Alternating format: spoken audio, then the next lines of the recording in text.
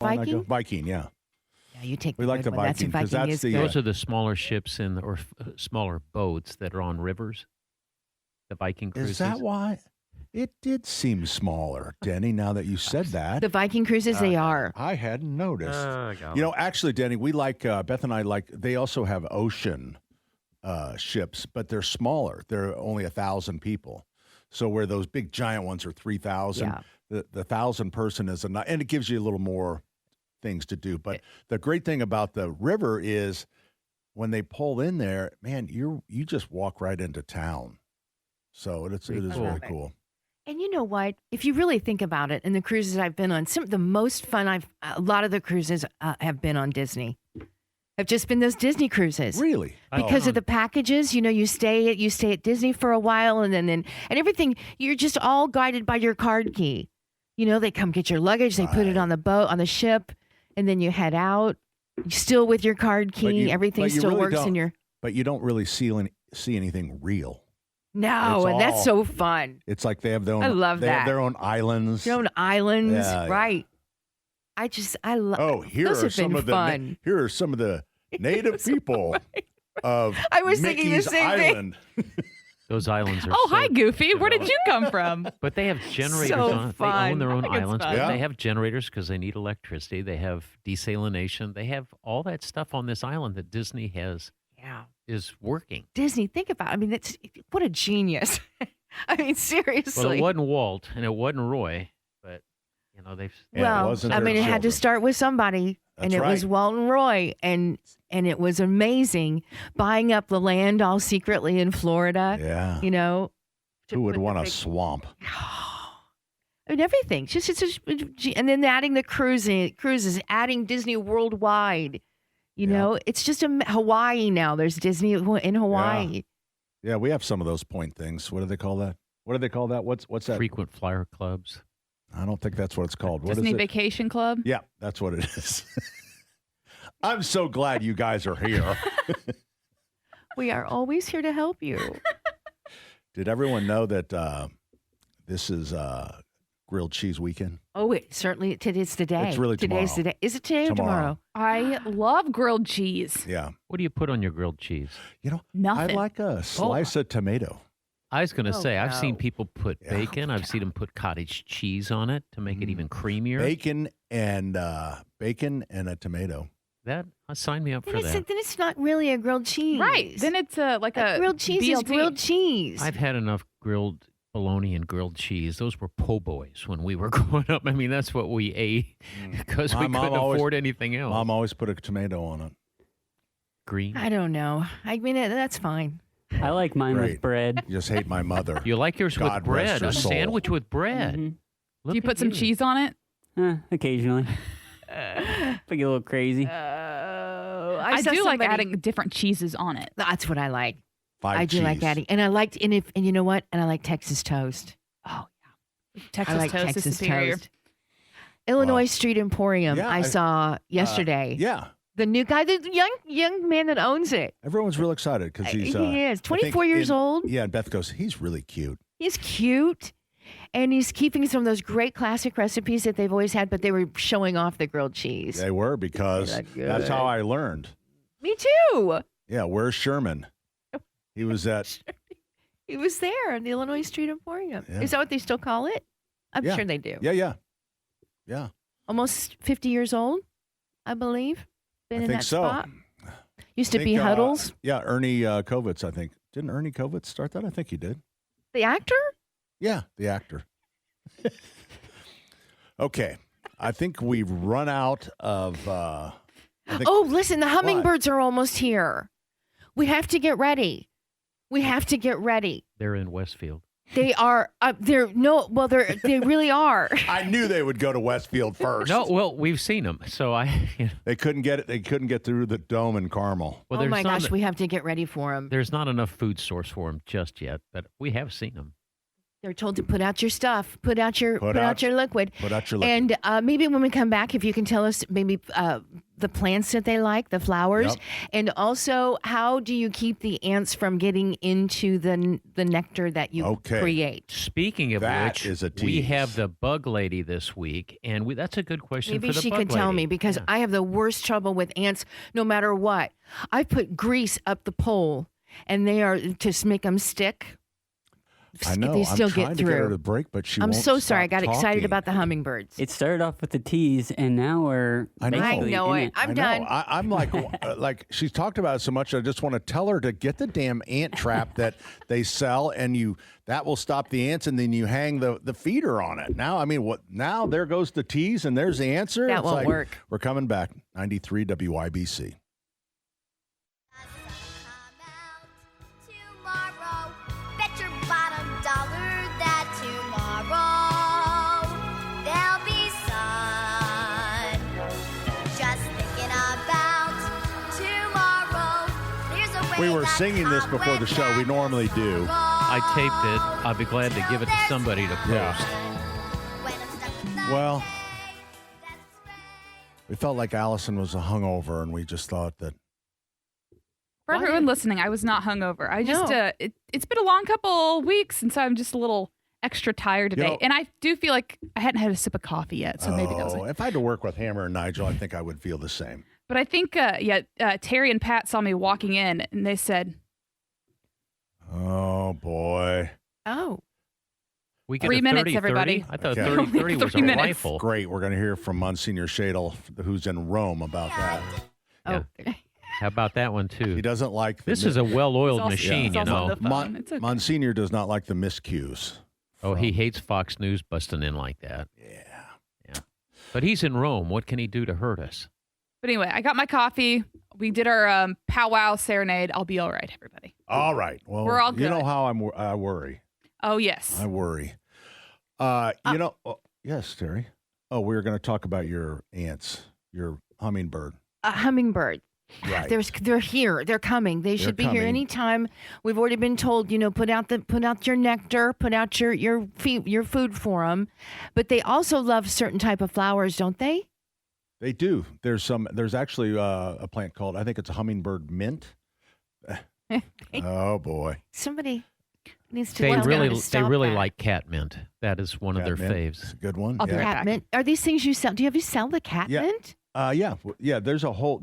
You know what? I would have to get out the list, but there's a whole list of things that hummingbirds really like. But the mints in particular, hummingbird mint, and different things they really. Can I get that now? It's kind of a weird season because has been unusually warm. The long range forecast about 14 days out shows no temperatures above, or below, like in the 40s. Frost. Can normally form about between 33 degrees and 36 degrees. Did you get stung when they said we were going to have a cold snap? Did you see any freeze on any of your stuff at the store? No, We didn't see anything didn't. up north, but it was really close to us. It was at Kokomo. very unusual week because at our 71st and Keystone store, we're in a low spot because of the river, I guess. And if it's going to frost, we get frost. And Really? there was nothing. I still remember. 2 days in a row. I still remember we were on air and Joe or Andrew sent us pictures of ice that was perfectly shaped as a leaf. Yep. And he just touched it and it fell off, but it was in the shape of a leaf. And how much? That was what, actually 3 a years? hard freeze on May 27th. It was really Late. deep into May. Really, really unusual. But it got down to 26, 27 degrees. Kind of forget the all-time cold is from, I think, 1913 or 1916, and it was 27 degrees Really? in May. Well, so how's things at the store? Are you seeing traffic? I go by and I see that the parking lot's full. That's a good sign. Yes. Yep. Yeah, everybody's kind of, everybody's into it. Now, people, when we get a forecast like that, they just think it's normal, and they're not thinking they don't think in terms of we're not past the freeze-free date is the 15th. The average freeze, Of the last May? freeze. So there's May. no, of April? April. Remember, there's a difference between freeze and frost. So freeze is first. We're not even through freeze, but we know that we are because our long-term forecast goes right past that freeze-free date. So we should be clear. Doesn't mean it won't happen, because it can. But then frost-free, I have always said May 10th. We said Mother's Day. Like Mother's Day-ish. Right, but Fox said the average frost is April 28th, which I didn't know where that I think that's info true. came from. Because the farmers will plant the first week of May if they're getting gutsy and they're ready to, because they know they have to wait till Mother's Day for their crops to go in. But many times they'll do the first week of May, sometimes the last week of April. But those are gutsy farmers. That's all I'll say. Oh, they're like the Old West. Going to end up paying a lot of money for fertilizer, I'm told. Yeah. Because of the prices. It's going to cost them this year. Okay, so we can get the mint. Yes. The cat mint. You get a mint. and there's other things. Salvias, they like some of the blooming salvias, which will come along a little later. But I mean, the plants are all staged to start arriving in garden centers from, I would say, April 20th, 25th is when the early plants come in. Now, what's happening is people want those things now, and we look at the forecast, so we bring them in. Now, but you can't get everything because everything's not ready. Okay, we'll wait. You should really time it around the hummingbirds. I don't know if that's a problem for you all, but Well, I mean, if it's possible when you're thinking about this next year. Yeah. If you could get all that in before they come. If you could just follow the migration map. Okay. It's just nothing you need to think about, Pat. Right. It's okay. I'm going to talk to the growers. I'll talk to Schlegel and Hoods and all the So different you've got an ones. expert back here that says that you got to take care of the They're hummingbird. hungry. They need us right now as they get closer. They're going to be here any minute, and I'm just not ready. It's like, Shouldn't you a be visit worried from grandma. about- You got to have everything ready to go. I thought you'd be worried about the moles right now. No, but the ticks are bad. We spent Easter, not the whole day, but a Mushrooming? few minutes mushrooming. No, it was too cold, but we also digging out, I should say, ticks. Yeah. They're I have here. Really? The ticks are bad. I have a new... How many did you have? Just the one. Terry, what type of crap is this? One? But it only took a minute. I mean, Well, it wasn't my tick. maybe It was in my brother-in-law. You know Steve's, who really it was likes in to his eat back. ticks is hummingbirds. There you go. Natural food source. No, but possums love them. Yeah. God bless the possums. Oh, boy. So anyway, yeah, the morels are here. They're doing well. Everybody's grabbing those up like crazy because of the warm soil. So are you saying that it was a very good year for morels? It's a great year. It is. No, it'll peak also. Did it drive the price down? No, they're still like $50 a pound. Really? And you've never had a good fried mushroom. No. That's what's so unusual. I found them very slimy. And I don't love them. Oh, they're not slimy. But I like you them really fried got them cooked wrong. Now, if trying they're to think who sauteing made them for me. some people will we saute made them for you. Did you make We 'em? did here. Remember Rick, our engineer? Oh, yeah. I got him, or he one of the two, because he hunts them also. I can't remember if I brought him or he brought him, but anyway, we fried them up so he fried them up so you could give them a taste, and they're not great, but they're fun to find. Wait a minute. They are great. Have you ever had a mushroom sandwich? Good Yeah. fresh bread, Don't a care for tomato, it. like Pat says, maybe like, an onion? I'm like Pat. I don't care for the texture. Yeah. You got a lot of issues, lady. Just make sure you're not finding the red ones. You the find red one ones, tick. those You are gonna, found those one will kill tick, you. and you think the ticks The red are ones will kill you? The red ones will kill you, much like the aliens. Oh. That's good to know. Now, Beth is colorblind, so maybe shouldn't take her No. mushroom Hey, hunting. can we talk They about... don't have a hollow. Here's the clue. They look like a morel. They're a little red in color, but they're not hollow. They're Okay. solid on the inside. Those will kill you. Those will kill you. All right. Hey, when we come back, can we talk about this guy that lost his wife in the Bahamas off the I want to get your opinion on that. I'm looking at this. I go, he didn't lose her. He killed her. Yeah. Am I being a little harsh on the No, guy? since they arrested him now. So. Oh, they arrested him? Yeah, yeah. Oh, I missed that, Pat. I missed that. Yeah. Well, Is he the good. guy that doesn't remember what happened? No. He said There's she so just many- drifted away, and But you he don't was- just drift But away. he faked a phone call to his stepdaughter. How do you fake that? Well, just saying, they're still looking. They found her They found her flotation device, so it's kind of narrowed the area where they're searching. Well, they haven't found her flotation device. He was just trying to cover. I guess we've already discussed what I wanted to discuss. You think he's a scoundrel too? Yeah. Okay. Now, did you? Well, since obviously you don't listen to the news, I thought I'd fill you in on this I listen one. to you, Pat. I get all my news from you. So when they arrested him on his boat, they handcuffed him, put it in on the, and then it was very rough seas. He fell out of the boat. Handcuffed? Now he had a life preserver I on, know. but because it's pretty hard to dog paddle. It was rough, and he couldn't hold on, and the police weren't really watching him, and fell out of the boat. That's poetic justice. Yeah, now, or if the- they had an anchor on him, that'd have been better. You know? Yeah. There you Okay, go. thanks, Pat. 239-9393, coming right back. 93 WIBC.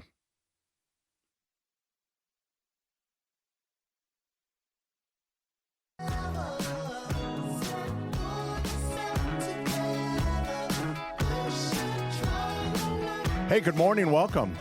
Saturday's Home and Garden Program brought to you in part by the Michaelis Corporation. Water, storms, fire, and wet basements. Life happens. Michaelis happens to help you through it. Did you like that pause there? I thought that was kind of cool. Effective. Yeah. All right. So what were we talking about? So we have Bug Lady coming up after the top, correct? That's correct. That's correct. So do we have callers? I see Fulton's on here. We got some other people. You want to take some calls or you want well- to wait? I don't know. Well, what would you like to do?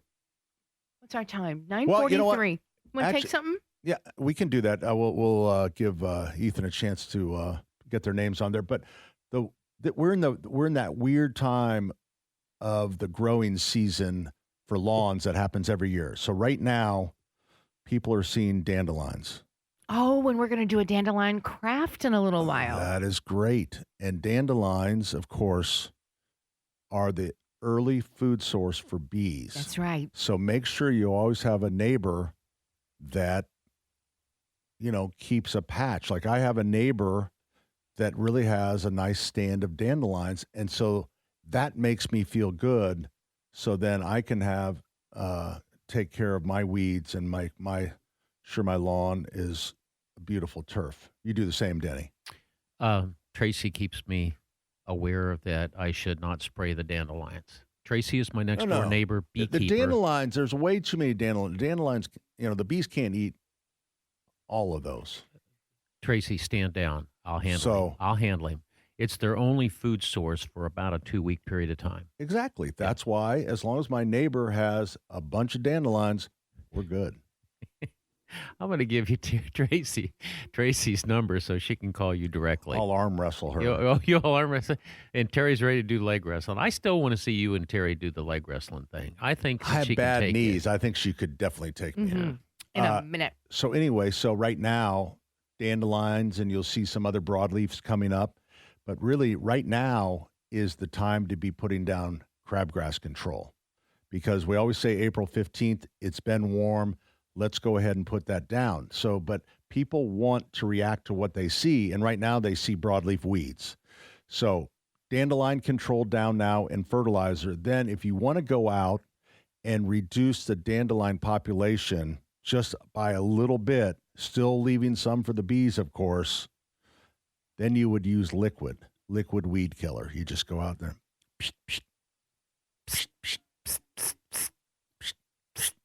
When did we decide that was ugly? What's that? Dandelions? The little things that you want to kill. Hey, this is boy. not, okay, Here we first go. of all, this is not a new thing, okay? And as I recall, in the 60s, when we were using what were we using for weed killers? It's like, Marijuana? 2,4-D. What were No, you we were using? using stuff we shouldn't be using. right. I was thinking like the insecticides. That was the worst. Yeah, and then all of a sudden Chloridane, Dursban, and those are all, off the market. Yeah, now. and now everybody's got cancer. I know, but you know what? The headaches have gone away. Boy, Terry's always got a cause. When I it went has down- to animals, weeds, or Well, chemicals. I mean, something happened. Speaking of weeds, though, this week I went down a rabbit hole because last week we were talking about how Terry has a whole bunch of those wild violets. Oh, we do they're so too. pretty. Mm-hmm. I don't. I've went down a rabbit hole of things you can do with them. She did, and So she sent it to me. I found you can make tea. Yep. Healthy You can tea. make a salve like to help with arthritis. That's right.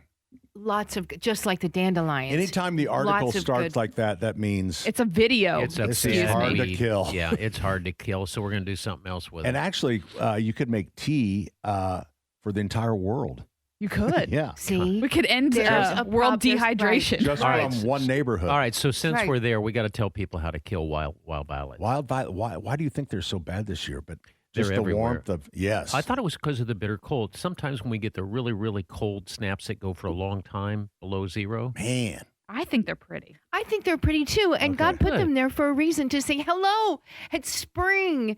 We're here and we're purple and we're beautiful. you know it's kind of funny because I thought God put them there on a slow April. It's to way help- back, maybe to in the help 1940s, retailers. Yeah, to help the for a retailers. a little roadside lawn and garden retailer who had a sick child, and they needed medicine. And God said, I'm going to put these wild violets out here, and I'm going to give you. No. stuff on how The to wild cure. violets were to decorate the coffin. Okay, because the child died. No, anyway. that's not right. That's not where you're That's going. not the story. All right. No, They crushed So- them up and made them tea. So you might think that. And I his think the heel. other way. I think he was trying to save his little daughter. Well, anyway, I think Either the way. violets and the dandelions together in my yard right now look beautiful. They're beautiful. But if and you they don't really like are. them, then you can get rid of them. Right. Everyone has the right to their But own why yard. don't you like them? They look trashy, unkept. Because they kill the grass. I think They it take looks over. weedy. With the beautiful colors? Yep, I think it looks like you don't take care of your lawn, All right. So when we come your back, property. since we're missing I a wouldn't break. want you as my neighbor. All right. So Well- I'm going to give you 3 choices for In the Weeds. It's Are you not ready? really. It's not really true. Pat, pay attention. what? 3 choices for In the Weeds. Are you Okay, ready? yeah. Famous people and their secret talents. Oh Oh, boy. no. What's really in your water, or well water versus city water. So you Oh. get to choose when we come back. What I a think range. that's an easy one. That's an easy one? Or you're Yeah. going to go with famous people and their secret talents? You darn right we are. All right. So I want to find out the weird things those people are doing. 239-9393 coming right back. And eventually we're going to get to Jimmy and Bob. Oh, Bob says, just met Pat at the bar. That sounds interesting. 93 WIBC.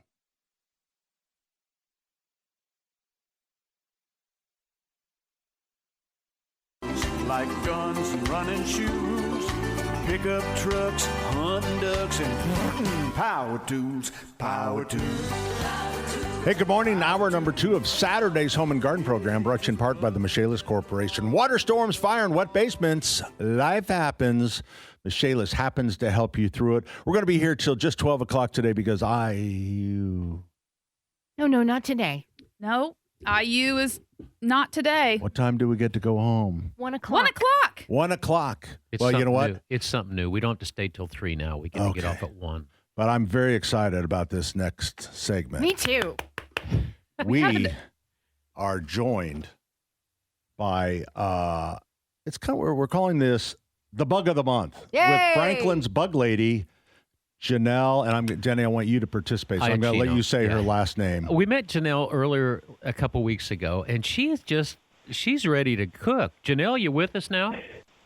I'm here. Good morning. How are you guys? Pretty good. Is it Iachino? Is that how we do the last name? It's Iachino. Iachino. Yeah, we're probably going to change that next week. Okay. So I'm not good with words. He's So- not good with much. You can also just call her the bug lady. Call her the bug lady. A bug lady. Janelle, the bug I lady. made it easy for you guys. You don't have to say my last name at all. You could just say the bug lady. All right, There so you go. you're with Franklin Pest Control here locally. Pest but you've also- Solutions. Pest Solutions. That's right. Yeah. And the neat thing about this is that you're going to tell us a different bug that we can kill once a month. Is that right? Did I get that right? Wow. Not Well, treat. it's We're not about- treating them for illness. We're going to kill them. At this time of year, it's all about the balance, right? It's a balance between humans and nature. They were here first. So she's not the murderer. She's not the bug murderer. No. She's the bug lady. It's a solution. She'll find a solution for us. Yes. Which particular bugs are you thinking about? I'm thinking about ants right now, bug lady, because the hummingbirds are coming, and I can't keep the ants off of the actual feeders for my hummingbirds. They love that sugary syrup. I mean, yes, the ants are the number one that's what we get the number one call for this time of year, because you're seeing some rainfall. The colonies are getting flooded out, and then they have no choice but to just move up from the ground, which is where they live. So they'll be foraging. They send scouts out to forage for crumbs in your kitchen and all kinds of snacks on your property. So they are out in full force. We've also seen active termites already in Indianapolis. So, and that's a big homeowner concern right there. Whoa. Termites. Those are the wood eaters, right? That's right. So you're saying ants are worse than termites? I don't think she said that. I wouldn't say that. Let me put words in her mouth. Okay? She didn't say that, Denny. She really didn't. She did not say that. Nope. Nope. Janelle and I are old friends. We've been on the phone together, okay? Well, obviously it didn't stick. Yeah, I want to know how she got this job. 10 years as the bug lady. How'd you do in school? Did you make good grades in school?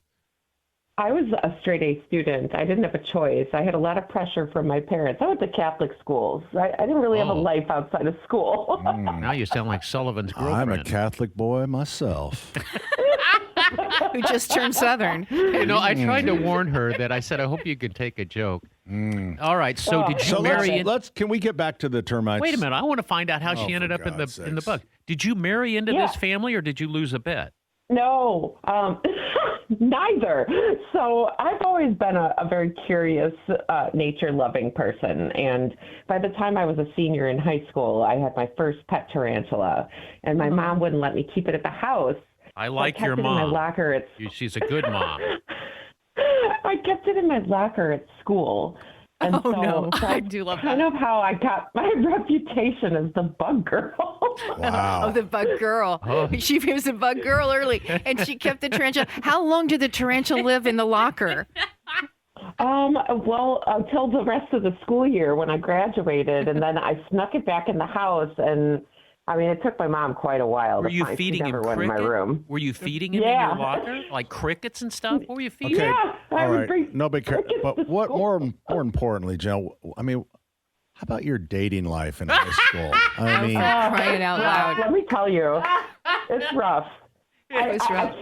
I have a bunch of live habitats. I bring to schools and museums and zoos and stuff to teach kids, and I keep them in my home office. And when I have dates and they come over, I just don't show them that room. Oh, probably I think you should. not on the first date, anyways. Yeah, maybe the second. Not I on the thought first guys date. think that. I thought guys thought bugs were cool.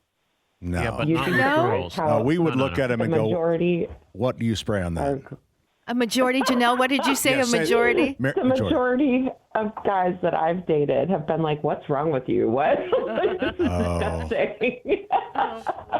All right, They've missed all the good So, parts. Janelle, let's get back to the balance of, we have to live together. So the termites obviously can be a real danger to your home. So what should we be looking for, and what should we be doing?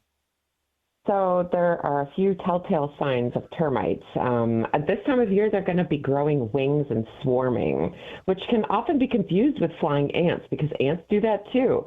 This time of year, they're emerging, they want to mate, and they grow wings to scout, new locations for their nests. So if you see winged insects near your windows, it could be an ant, it could be a termite. That's a cause to call Franklin Pest Solutions. I mean, you don't want to mess around. If it's a carpenter ant, they don't eat the wood, but they're chewing through wood, so they're still quite a threat to your structure. Yeah. And the carpenter ants are one of the most common bugs that we see. And those are the big black ants. Those are the ones that often look like blueberries with legs. Oh, sure. Wow. I didn't think of it like that, but sure. Yeah. Small blueberries with legs. Yeah, you make it sound so appealing. Yeah. You really do. I bet you can't eat one. I've seen ants carry a chicken leg across the room on the floor. Oh my gosh! They're I'm glad that you amazing. mentioned that. So ants are actually like one of my favorite insects to talk about because they're fascinating. Yeah. They have the strength that's the equivalent of it's like 10 to 50 times their body weight. So if you were comparing that to a human would be carrying a refrigerator in each arm. That's how strong they are. That's super cool. I think that's really super cool. I do. It is, yeah. But knowing that, and what their strength is, they can do a lot of damage too. So what type of solution do you have for us for ants and termites? Where are we going? What should we be doing if we see sawdust or if we see, signs of ants? Mud What do we do? tubes. I'm just calling Franklin. I don't want to deal with it. The mud tubes are interesting. You said mud tubes. Yeah, that's what termites build around their foraging tunnels because termites are soft-bodied. They're like a milky, creamy white color. They almost look like maggots. And oftentimes people are, they're preparing their gardens this time of year, cleaning up the outside of the house. They're going to stir stuff up. And if you see something that looks like maggots at first glance, guess again, because it could be termites. But they create these mud tubes, and they'll often get into the structure of your home via a crack in the foundation in the basement. And these mud tubes keep them protected from sunlight because the sunlight will dry them out. They'll crisp them up, and they need moisture to stay alive. Wow. So if you have any kind of gutter leakage issues or, moisture issues in your basement, anything like that, that's going to attract these types of pests to your house. So as you're spring cleaning, get a dehumidifier going in the basement. Look for things like cracks in the foundation or around, your structure in general, holes, crevices. Those are the gateway to these creatures becoming pests. They have a role in life that we appreciate and respect. We do not. When they get too close for comfort, that's when you got to call a professional. There you go. Janelle, so you're going to be on every week, so I just want to Every month. No, every month. I'm sorry, every month. So ground rules here. We generally don't talk about maggots until after the 11 o'clock hour. Okay, so that's as close to lunch as possible. Yeah, Right? and we're trying to get people through the breakfast. Okay. Oh. All right. Well, it's very nice meeting you. So we look forward to hearing from you each and every month. Thank you so much. All right. I appreciate it. It's Janelle, the bug of the month with Franklin's Bug Lady. Janelle, protecting health, homes, business, and environment since 1929. Local, family-owned experts providing free quotes and assessments with service that are family, pet, and pollinator friendly. Just the way we wrote it. Thanks, Janelle. Yeah, Chino. Bye. All right, we're going to come right back and get to your calls, 239-9393.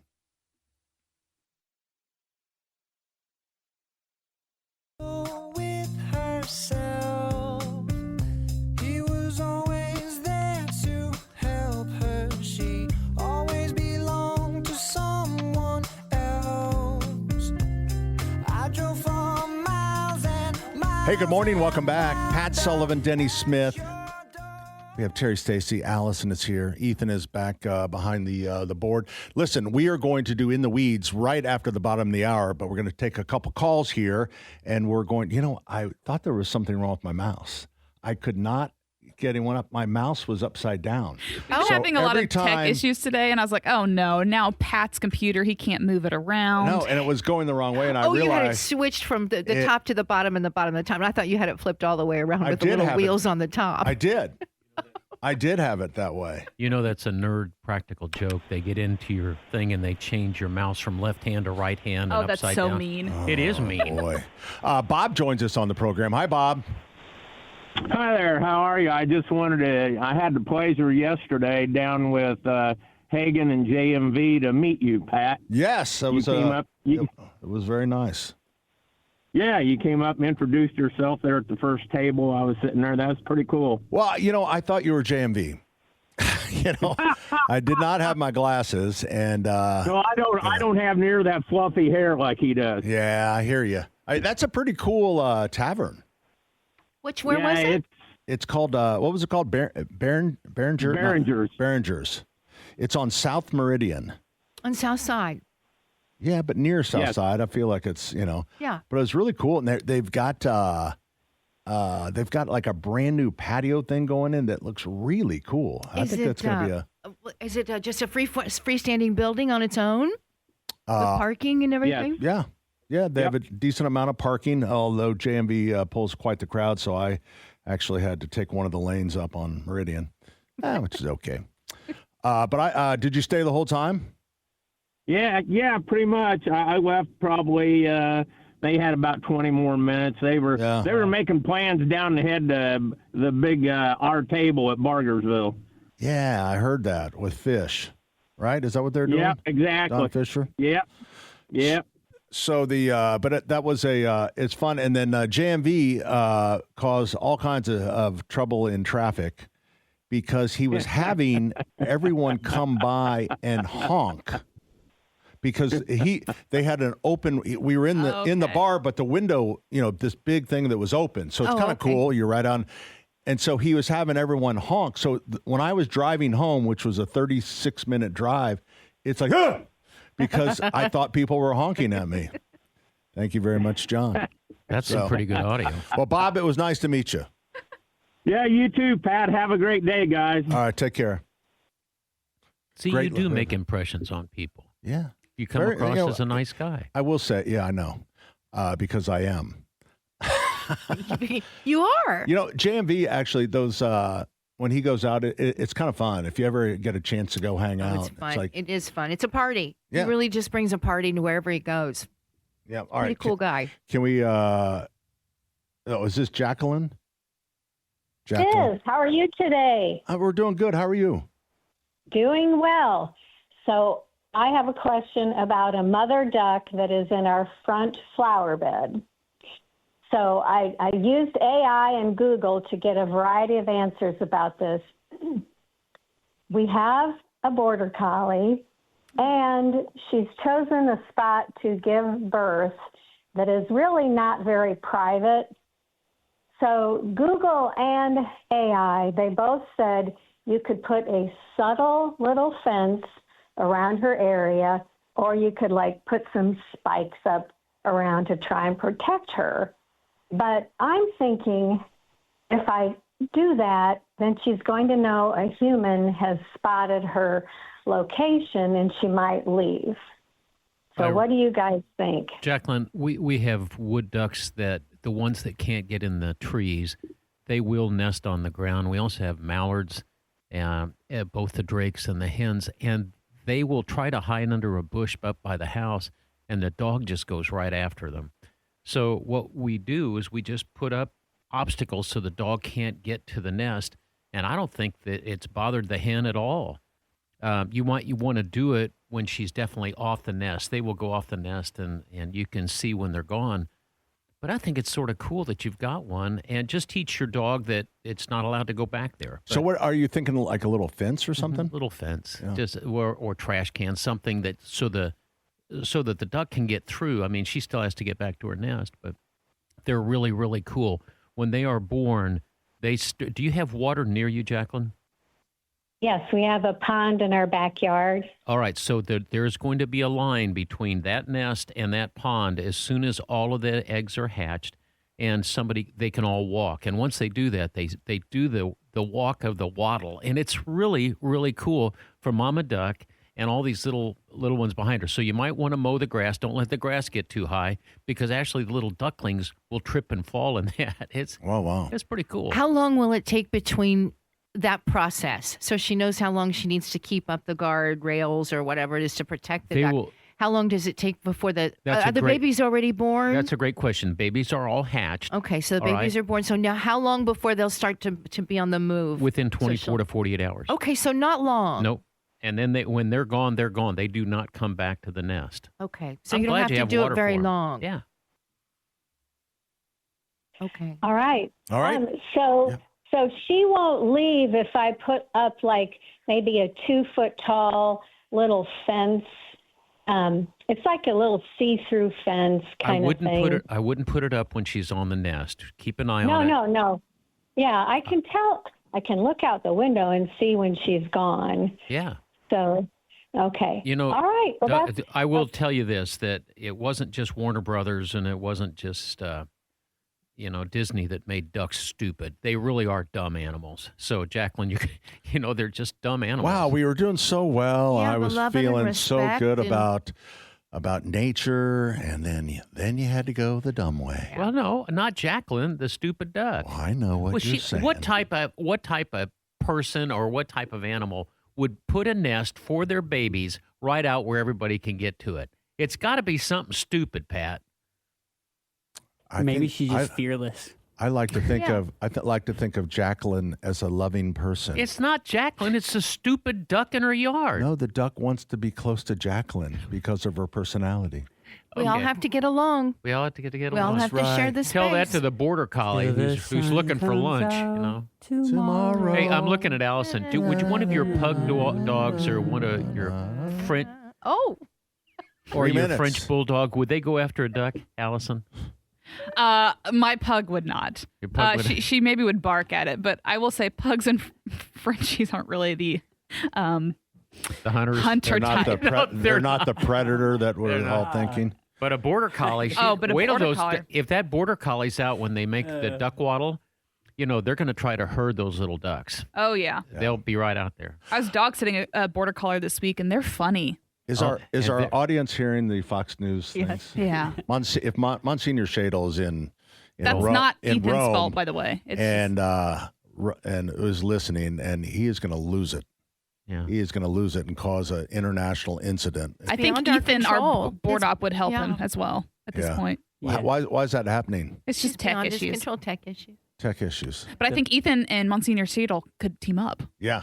Yeah. and I think they could really do some damage. Yeah. All right. Now, someone's going to have to tell me, where am I in the program? We are going to break. Right now, we're going to break. We're gonna Did we break. miss a break? We're We're late. We're late we're on a okay. break. Actually, we're on time for once. So do I take a call or do I break? I think we should break, and then we'll come Okay. back with In the Weeds with Denny.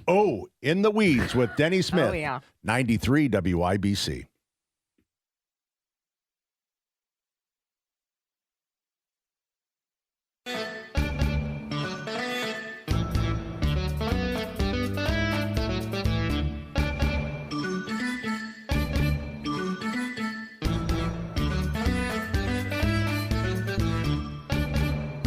Ladies and gentlemen, boys and girls, it doesn't matter whether it's early, it doesn't matter whether it's late.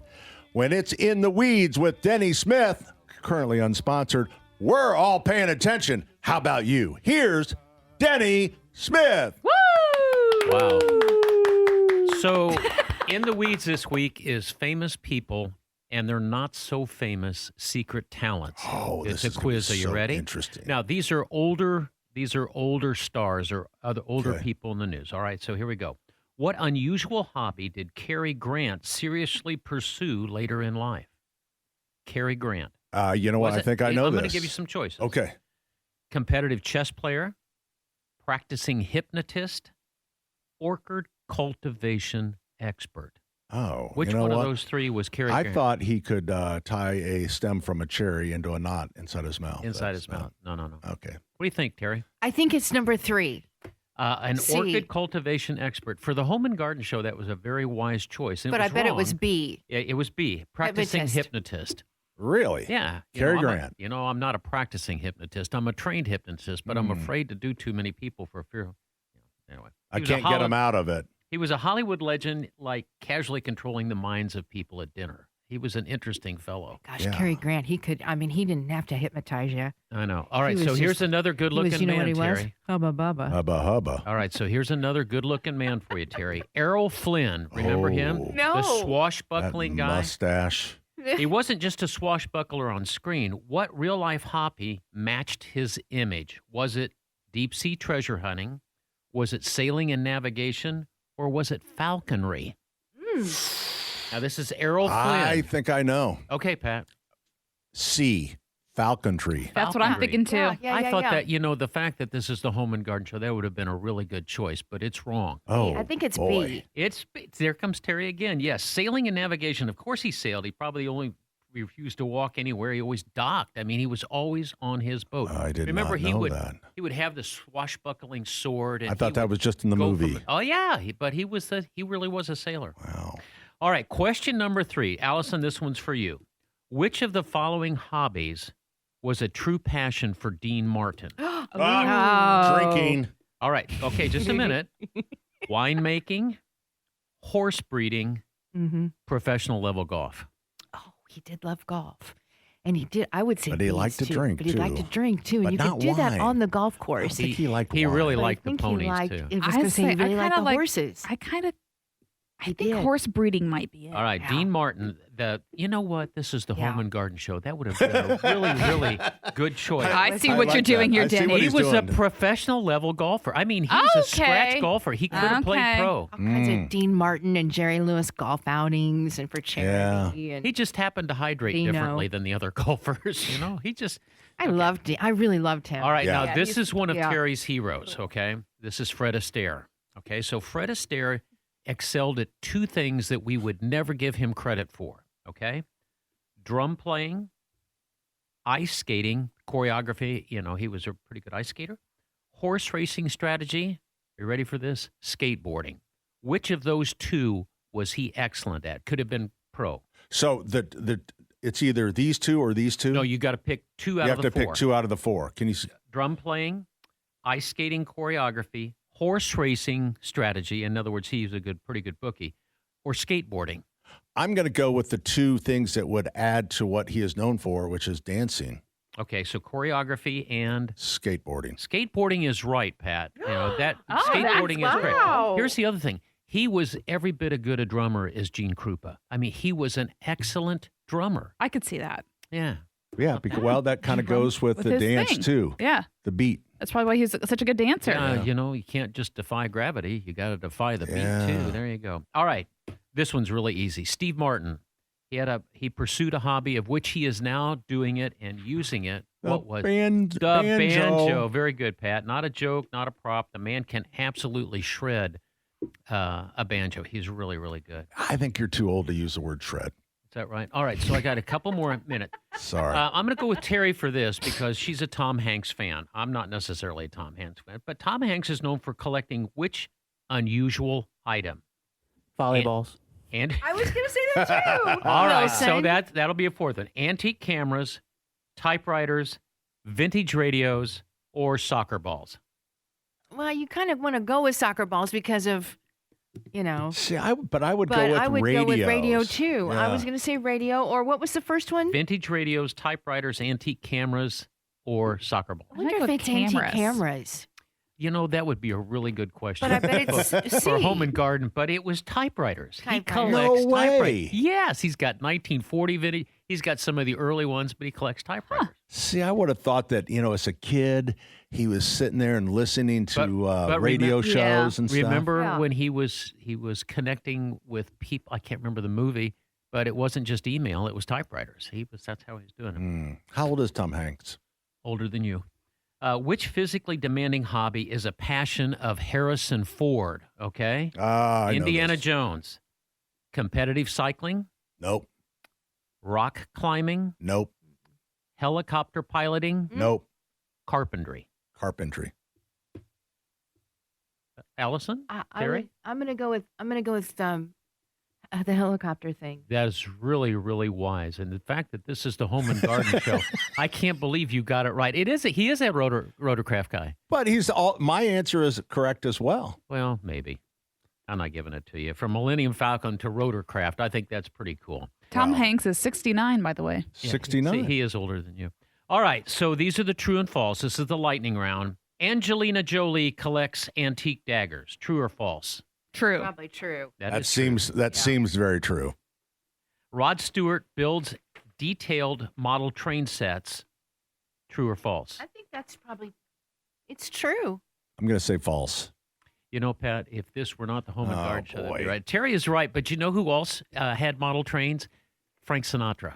Oh, I did know that. Yeah, Frank Sinatra did that. All right, Mike Tyson raises and races pigeons. True or false? Who knows True. that I think guy? you I'm learned going that to in say prison. false. No, it is true. It's I've seen true. it. Oh, it's true? Yeah, it's crazy. All right, so this one's for you, Ethan, since you came out of your slumber in there. Nicole Kidman is trained in competitive archery. True or false?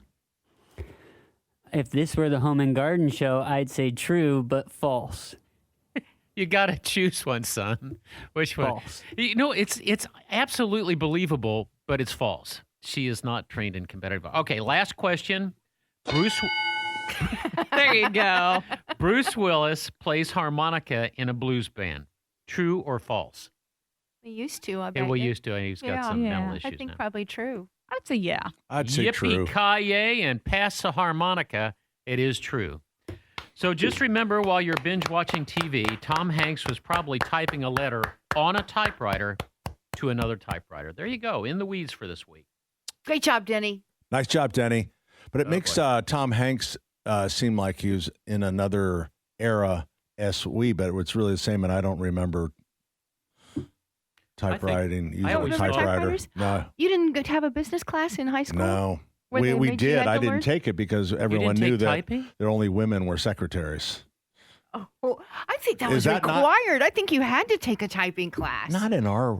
Well, you're Catholic, right? You went to a Catholic Yeah, school. I did, but they. I mean, Maybe you they didn't have had to. they had typing. I took 2 years of typing because the prettiest teacher in school was Deanna Lambert, rest her soul. She passed away a There we few years go. ago. I did get a chance to talk to her and thanked her. I sat in the front row for 2 years and could type. I'm really a good typer. You know, It that was is probably- that is one of my most disappointing things that I did not learn how to type. The grandkids can teach You know, it. the nice thing though is my brain doesn't work that fast, so really hunt and peck just works just fine. And you've got giant hands, Yeah, I do. giant But, fingers. But are you saying it was required? I think it was so required. You We had to, graduated 'cause- in '80. Yeah, and a lot of people think that that was probably the best class you ever took Oh, because yeah. of today's what because you're of doing Miss today. Lambert, she was Yeah. beautiful. But But we you didn't just have to didn't do see it. just didn't see it coming. I was 2 years older, 78. Here's the thing: Yeah. in Speedway High did School, typing you in got third two grade. choices. You got Did you two really? choices for typewriting. You know, one was a lady that was about 400 pounds and 6 axe handles Oh across the my rear end, God, Denny! and the other one was Oh. Miss Lambert. I got Miss Lambert. Look at the time. Hey, at the time. 239-9393. Your call's coming up next. 93 WIBC.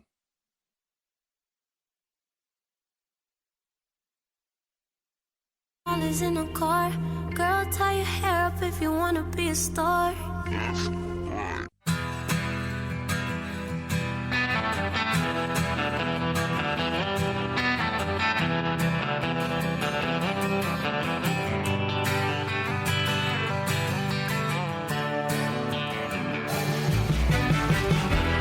Hey, good morning. Welcome back. All right. Got a few callers here that we're going to take, and then we're going to end up with Fulton here right before the top. We've got Jim. Oh, I'm sorry. We got JMV. I'm sorry. Totally forget all that whole plan. Where is Johnette? Oh, is it the one that? Can you put JMV up, please? Hi, John. Hello. I'm here. Hi, boss. guys. How we doing? We're It's doing a great day, buddy. The sun's shining, not a cloud in the sky, and I get to be here with Pat Sullivan. What do you think? That is just great. How did you get so stinking lucky? Yeah, well, Denny? you pawned him off Seriously. on me. You had him last night, and I get him during the day. Well, you know, you guys are both lucky, but I was saying earlier, John, that on my way home, I about wrecked several times because I kept hearing horns through the radio.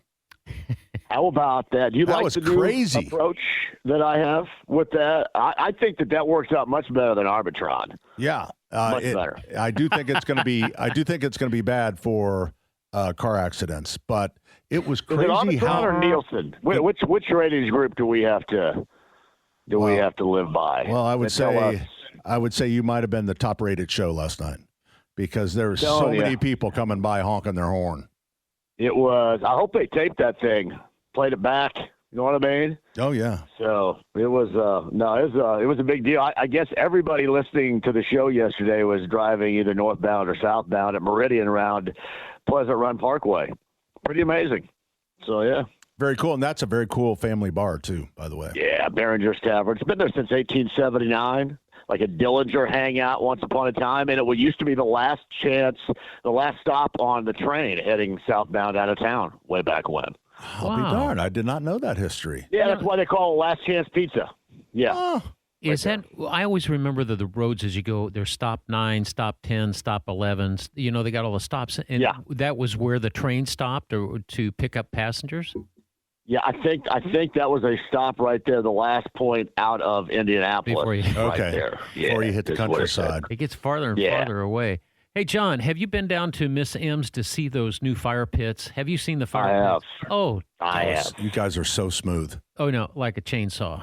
That's like a chainsaw.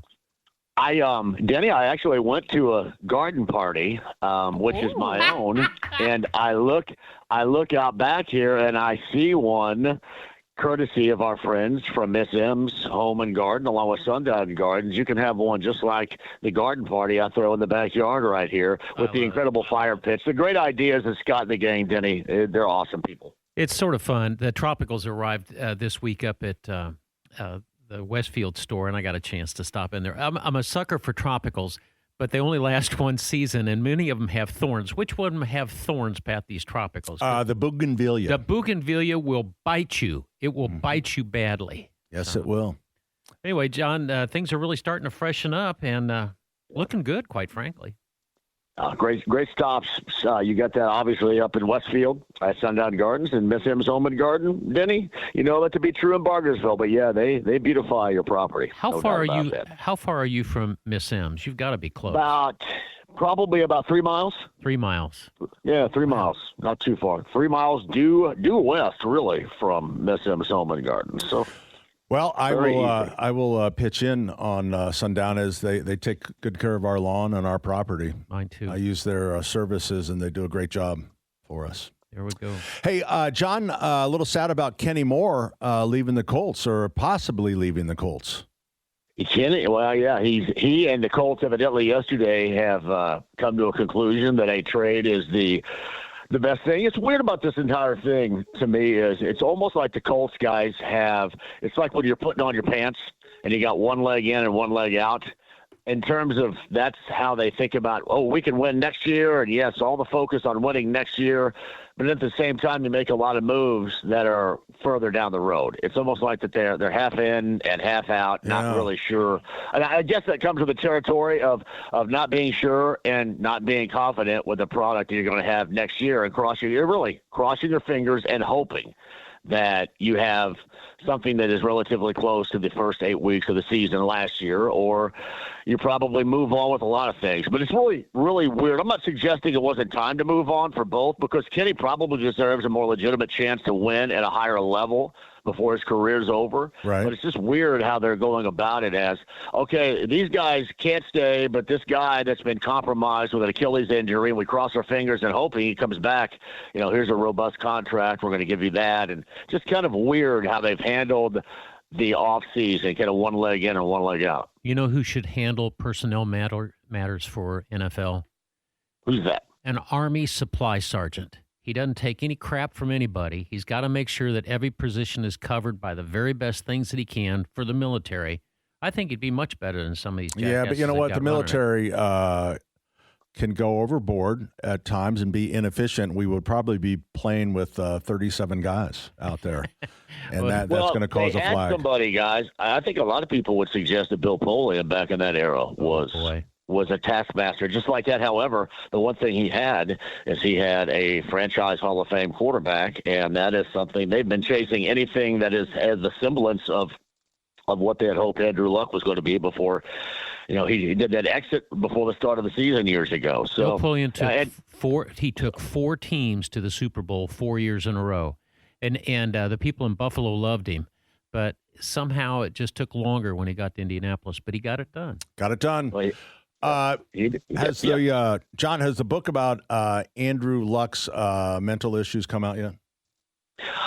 No, I don't think so. I know that he had to answer for Eric Ebron's comments last week about what the ultimatum was given to him. That was according to that former tight end Eric Ebron from Chris Ballard about playing or leaving, and then he had to answer a question from Mike Chappell about how that was categorically untrue, which nobody was surprised because, listen, it's not like Chris Ballard has been good at what he has done. There's no doubt about that, and he should still be here, but he is. However, he's not giving Andrew Luck an ultimatum to play or get out of here. Right. That's absolutely ridiculous. Now, it just seems that, to me, on the outside, just looking in, not knowing anything, that he was having just struggles with, and I know I'm just saying, just, rumoring here, whether it's anxiety or something. There was something going on other than physical.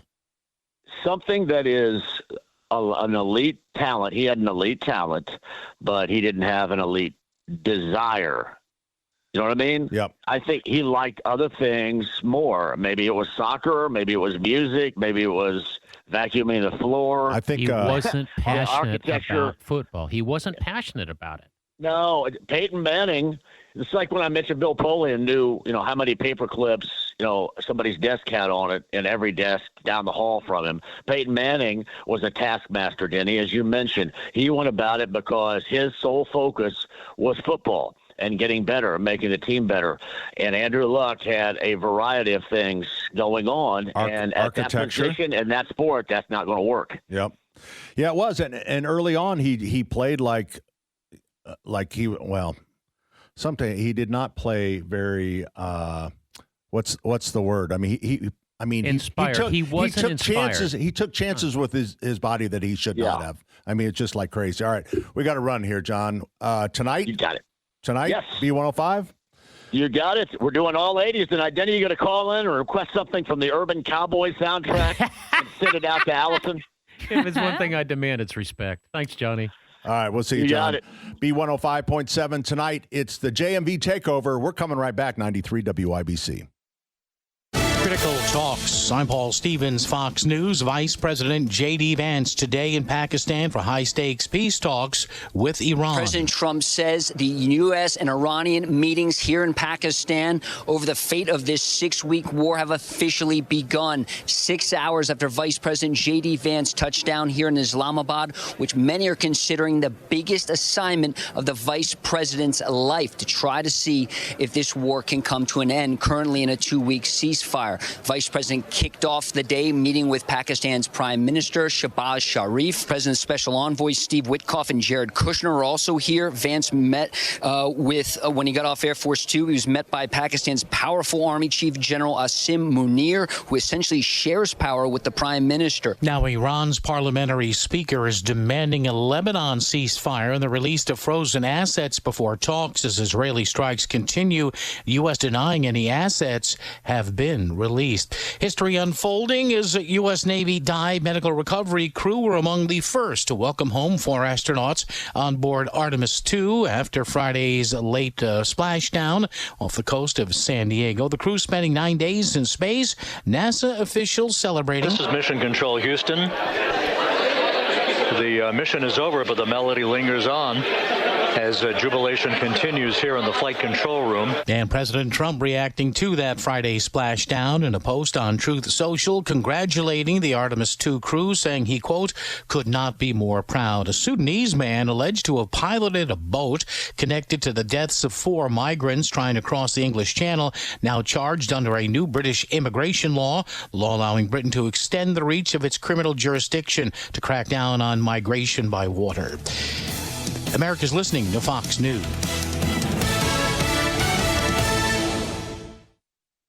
You never know who might be taking the quiz. Hi, I'm Neil deGrasse Tyson, your personal astrophysicist. Hey everyone, it's Phil Sims. Hey everyone, it's Danica McKellar. It's Candace Bushnell. I'm Jeremiah Brown. Hey everyone, I'm Kix Brooks. I'm John Taffer. I'm Jennifer Eden. Hey everybody, it's Kevin Nealon. It's Mr. Wonderful here, and it's time to take the quiz. 5 questions in less than 5 minutes every day. Listen and follow at thequiz.fox. The world of business moves fast. Stay on top of it with the Fox Business Rundown every Monday and Friday. Fox Business reporters, anchors, and hosts will bring you beneath the stock market speculation and boardroom drama to tell you about the biggest business stories of today. Whether you're on Main Street or Wall Street, Fox Business is invested in you. Listen to the Fox Business Rundown every Monday and Friday at foxbusinesspodcasts.com or wherever you download your favorite podcasts. Power tools, power tools. Hey, good morning. Welcome. Pat Sullivan along with Denny Smith, Terry Stacy, Allison Lemons. Ethan is behind the glass. Our number 239-9393. We're going to be here till 1 o'clock, and we're going to be taking your calls. I know a lot of people have questions about their lawn, about what to do right now, how to plant grass seed, kill weeds, control crabgrass, all at the same time, and we have that all in one bag. Not really. But Denny has some very special guests. We always say in the radio, we always say special guests. We do not know if you two people are special at all. You could they're special. Yeah. But that is always what we say. That is standard in radio.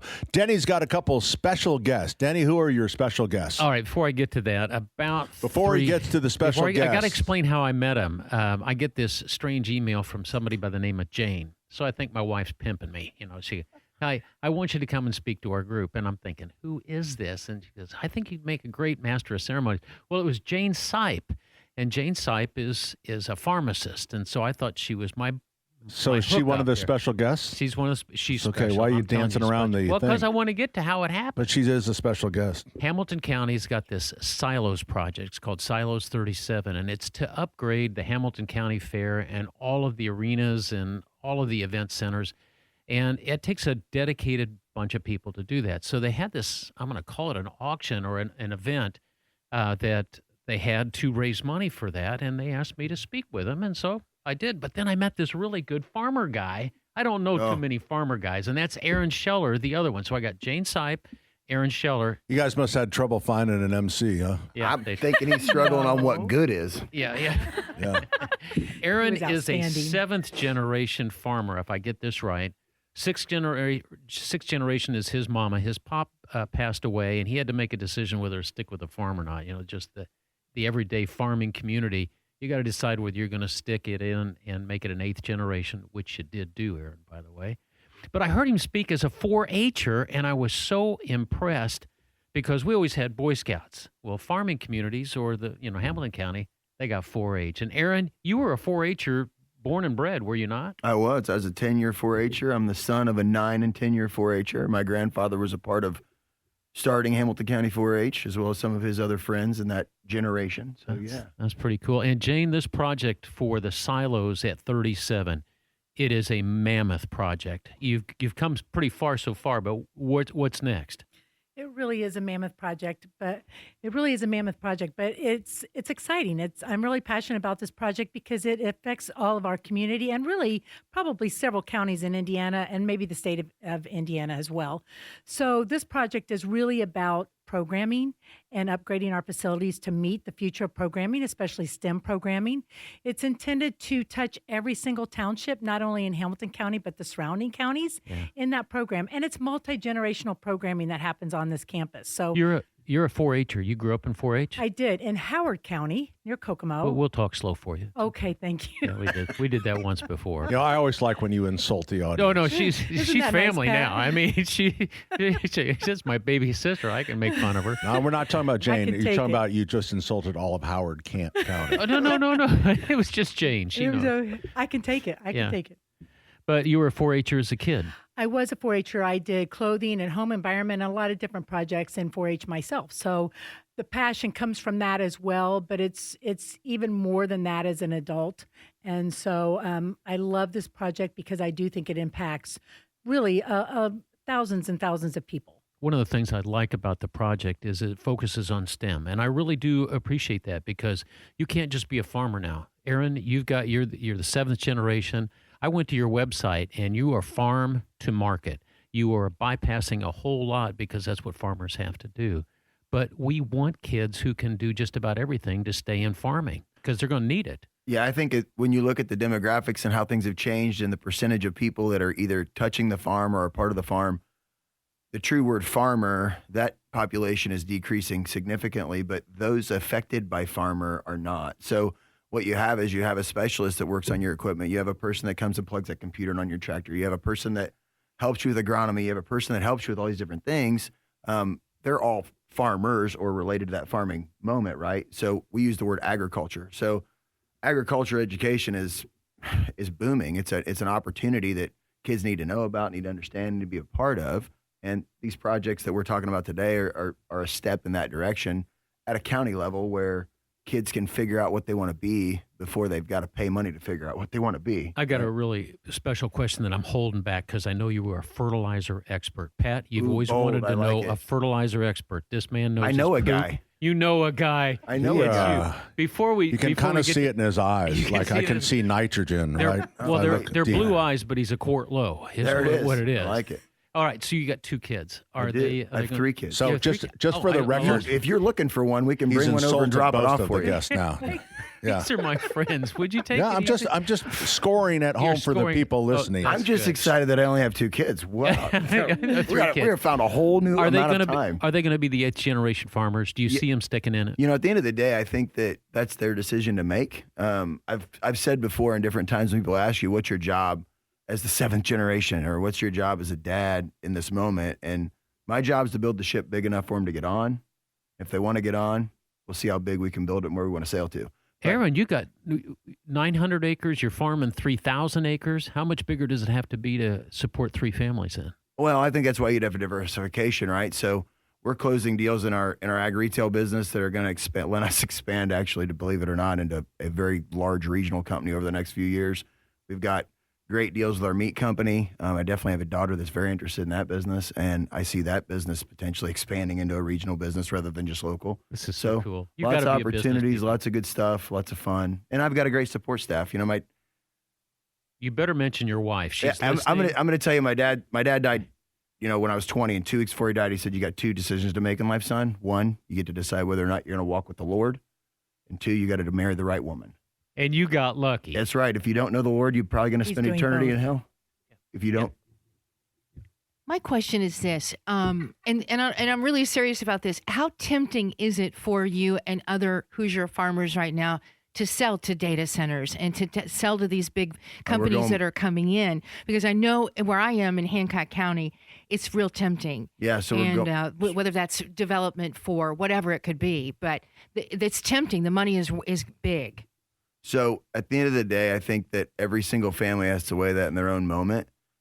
Property rights are definitely a conversation you're always going to have, no matter where you're at, right? So like, what do I have the right to do with my property, and how do I affect my neighbor? But at the end of the day, we have to continue to innovate as agriculturalists. We have to continue to innovate and find ways to generate revenues that push that out. What do I mean by that? Find other ways to farm. Well, 4-H sure helps with that. Absolutely. Oh my gosh, they make you think outside your farming box. How do you think outside the box? And that's the key, right? So if you're going to raise, I use sweet corn as an example. Let's say you can make $4,000 an acre raising sweet corn, but you can only make $200 an acre raising regular corn.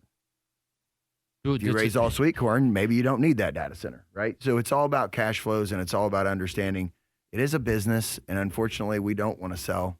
Sometimes we feel like we don't have a choice. Sometimes it's just an investment because we get too far removed from who actually bought that farm or who built that business, right? So when grandpa or great-grandpa is the one that purchased that farm and it's been passed down. You were in 1860s. When did your farm start? Yeah, 1865. 1860. Yeah, end of the Civil War. Well, you know, Pat Sullivan, the rumor is that 71st and Keystone is going to be one of these data centers. He's just going to sell out, retire, and they're going to put a data center there with trains to it. It's right. It's right in the middle of the roundabout. Right.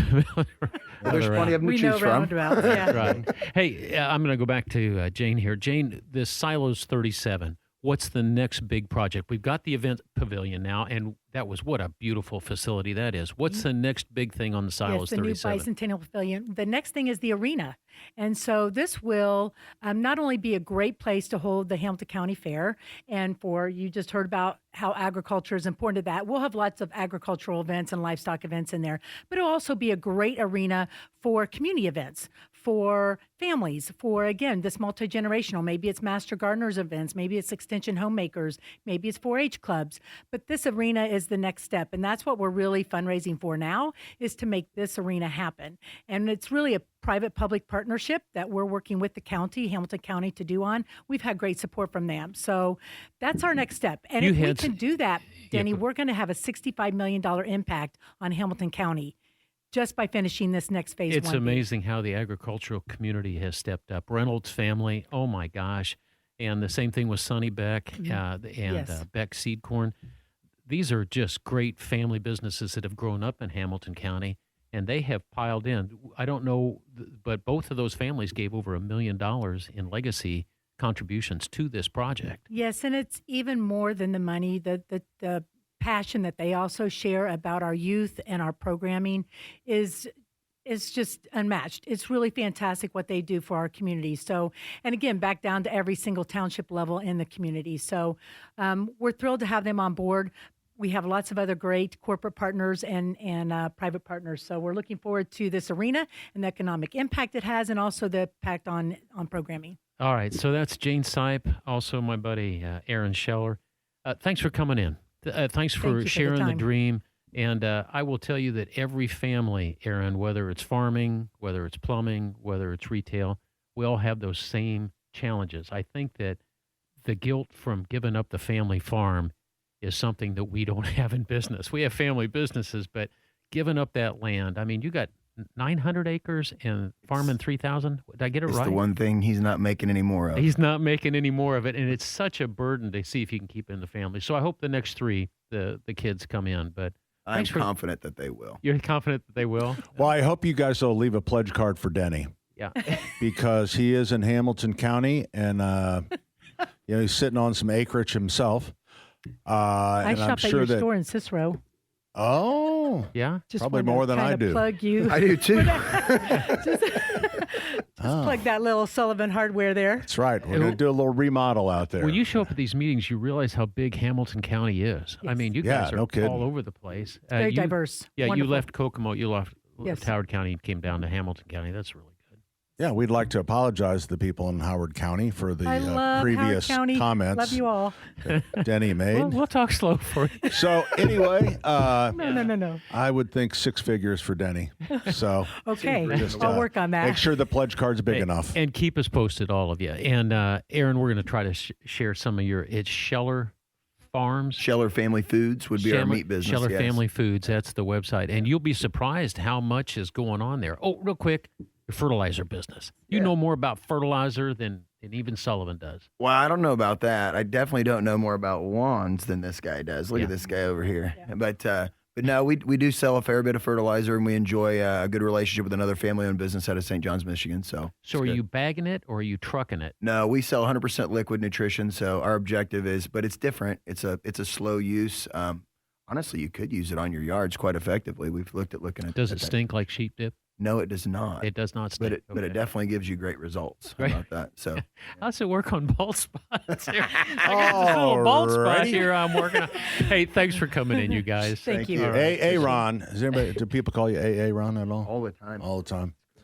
Somebody else that was named Aaron said that one online, if you haven't seen it. Yeah, made you popular. Yeah, it kind of changed the name of Aaron because it's like Ron. Aaron. Forever. Yeah. Keel and Peel show. Good luck. If we can help you in any way getting the word out, you let us know. But you guys are the Silos the at salt of the 37. That's the big. Silos at 37. Silos at 37. Have you got a silo coming? Yes, we actually have some donors who are interested in helping us in that. They want to get rid of their silos off their property. Danny, you have a hard time closing out an interview, don't you? Because he likes us so much. I know. Thanks for coming in. We're coming right back. 93 WIBC.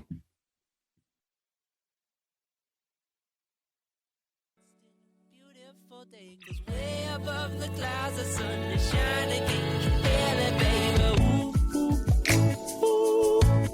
There is no destination other than the place that you are standing, baby. Hey, good morning. Welcome back. 1124. Pat Sullivan, Terry Stacy, Allison Lemons. Our friend Denny is seeing our guest to the doors. Yeah, maybe down the other, doing a little tour. Mm-hmm. Of our new studio here at 12th. We're about 12th and Meridian, aren't we? About 10. Yeah, if you guys want to stop by with a luncheon or something sometime, that'd be great. I keep saying we should do over this summer. We need to have like some giveaways out in our parking lot. Oh, that'd like be great. drive-throughs. Yeah. Oh, that would be fun. Like drive-through ice cream day, Yep. drive-through all kinds of fun stuff. Yeah. Drive-through giveaway plant day. We should because Kelly over at the Board of Health loves when we do that stuff. I know. Yeah. But you know what? Here's wait, I don't think that works. Let's see. You can't give away prepackaged like ice cream sandwiches? No. You have to have all kinds of You have to have certificates permits and stuff. But I was just thinking, we have a catering license now but I realized I don't think it's for food. I think it's only for booze. Well, So there's a start. So yeah, so we could But give yeah. away alcohol. We could give away houseplants, though. I mean, we really Yeah. could. permits for So we that. could give away like on St. Patrick's Day. We could have given away all kinds of shamrocks or Right. stuff like that. That's you know, a good idea. That's what we're doing. maybe we do that into the season. Maybe we give away clearance, all the stuff that's almost dead Sure. that you have. Yep.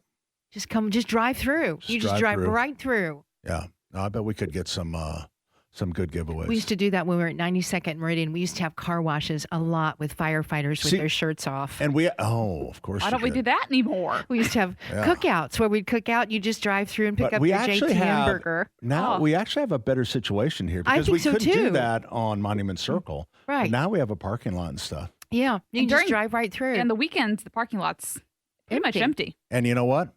I've got like 50 cones, traffic cones. I set it up, If you want to. bring some tables. And I think it'd be great. We Yeah. broadcast out there. We Oh, get yeah. Ethan like Beautiful a summer neon day. vest, and he can do the parking. Yeah, absolutely. I don't want to do parking. Everyone listens to a person in a neon vest. Hey, we got to find a job you can do. You're right. You're right. Is there any like sweeping jobs that you're holding on to? No, poor Ethan has been having a terrible technical. What exactly is going on? Do you I think it's fixed now, but think it's fixed? Okay. Yes. Yeah, we were I having. had an engineer virtually connect to me and fixed my problem. Okay. So I'm feeling a little bit That's more amazing. engaged in It's the like show. NASA. It is like NASA. Yeah. Where we can We always have a coordinate from splashdown. anywhere. They can Hey. coordinate from anywhere. Yeah, except our splashdown would not have been good. No.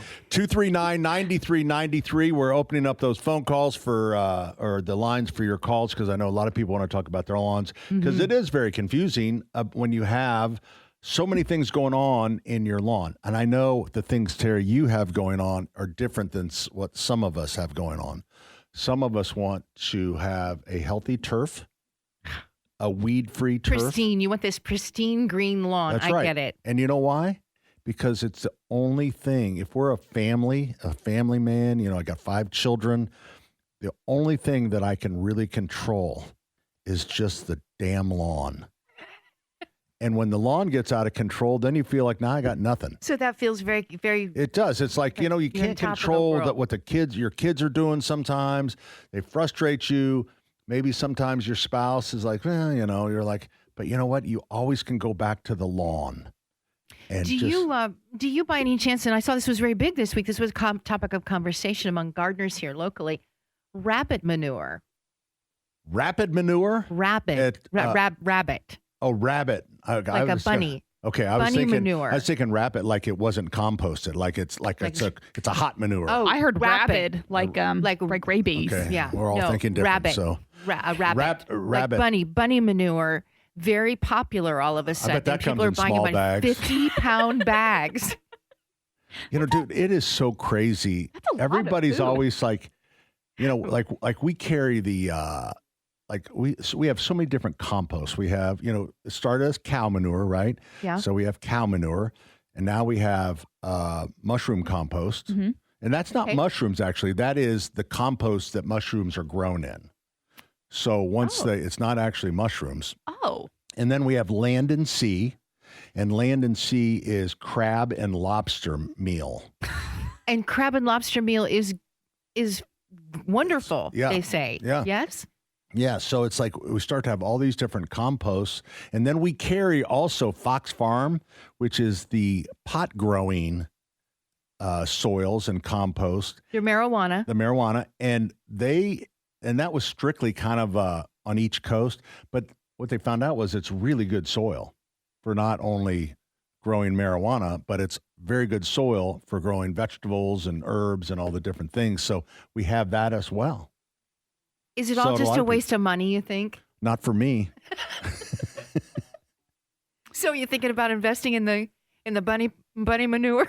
No, I've It's invested. very popular. I wonder how many So- bunnies it Looking takes for per it. bag.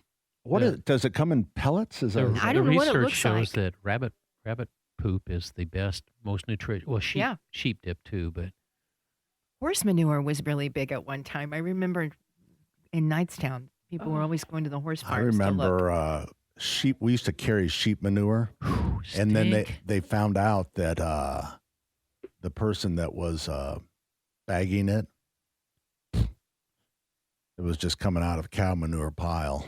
Oh, it was misrepresented. State inspector got in there. That was a long time ago, and that's the last time I've seen sheep manure. They got sued for calling a horse poop. No, the inspectors come around, and it turned out it wasn't what. Well, yeah. How would you know? I mean, if you're just a city folk, you taste it. And really, and I grew up around farms, I still don't know that I can identify. Yes, that's definitely horse manure, cow manure. You could do hog horse manure. and cow. You could do horse and cow. I always take a little bit. I'd take a little bit and put it your... like right in between my front teeth. The cheek and gum. You know, that's cow. Here's the funny thing. That's cow. Jane and Aaron are listening to this, and they say, I know more about manure than they do. You know, the stinkiest smell of all in the spring, for me personally, is a frat mulch. Boy. Mulch doesn't stink. I love the smell of mulch. The smell. There are sometimes there's a mulch, and I don't know what it is, but you can just tell that you don't like it. Two neighborhoods down, there's mulch, and you can just smell it. Oh, I love it. I love the smell of mulch. Gosh, Tara. Let's talk to Russell. Okay. Hi, Russell. Hello. Hello. Hello. It's your turn. You're on the air. Hey. Hey, I didn't know. I know. Hi, Pat. Hi, How would Jenny. you? Hey, buddy. How are you? I'm doing pretty good. I just wanted to kind of follow up from last year. I used the tenacity on my yard. Oh, yeah. I used Fertilome, too, for the creeping Charlie. Okay. What were you trying to get rid of with the tenacity, like bent grass or? Yeah, the bent grass. Okay. So, and that worked. It left a big brown spot in my yard, but I didn't know if I should put grass seed down now or do the pre-emergent now. You know what? I would do the grass seed. And the reason I say that is you have choices now. Now, you can put down a pre-emergent that allows you to do grass seed at the same time. They have that. So you can do both. It's the Scott's one is called, I think it's just crabgrass crabgrass control for seeding. And it allows you, the downside is I would say that the regular pre-emergent is more in the 85-90% effective, and the seeding one probably goes down into the 70s, so it's not quite as effective, but it allows you to do both. You can plant grass seed and control the crabgrass. Okay. I went along first last year with the Roundup, and anywhere I saw crabgrass, I just killed it. I destroyed it. Yeah.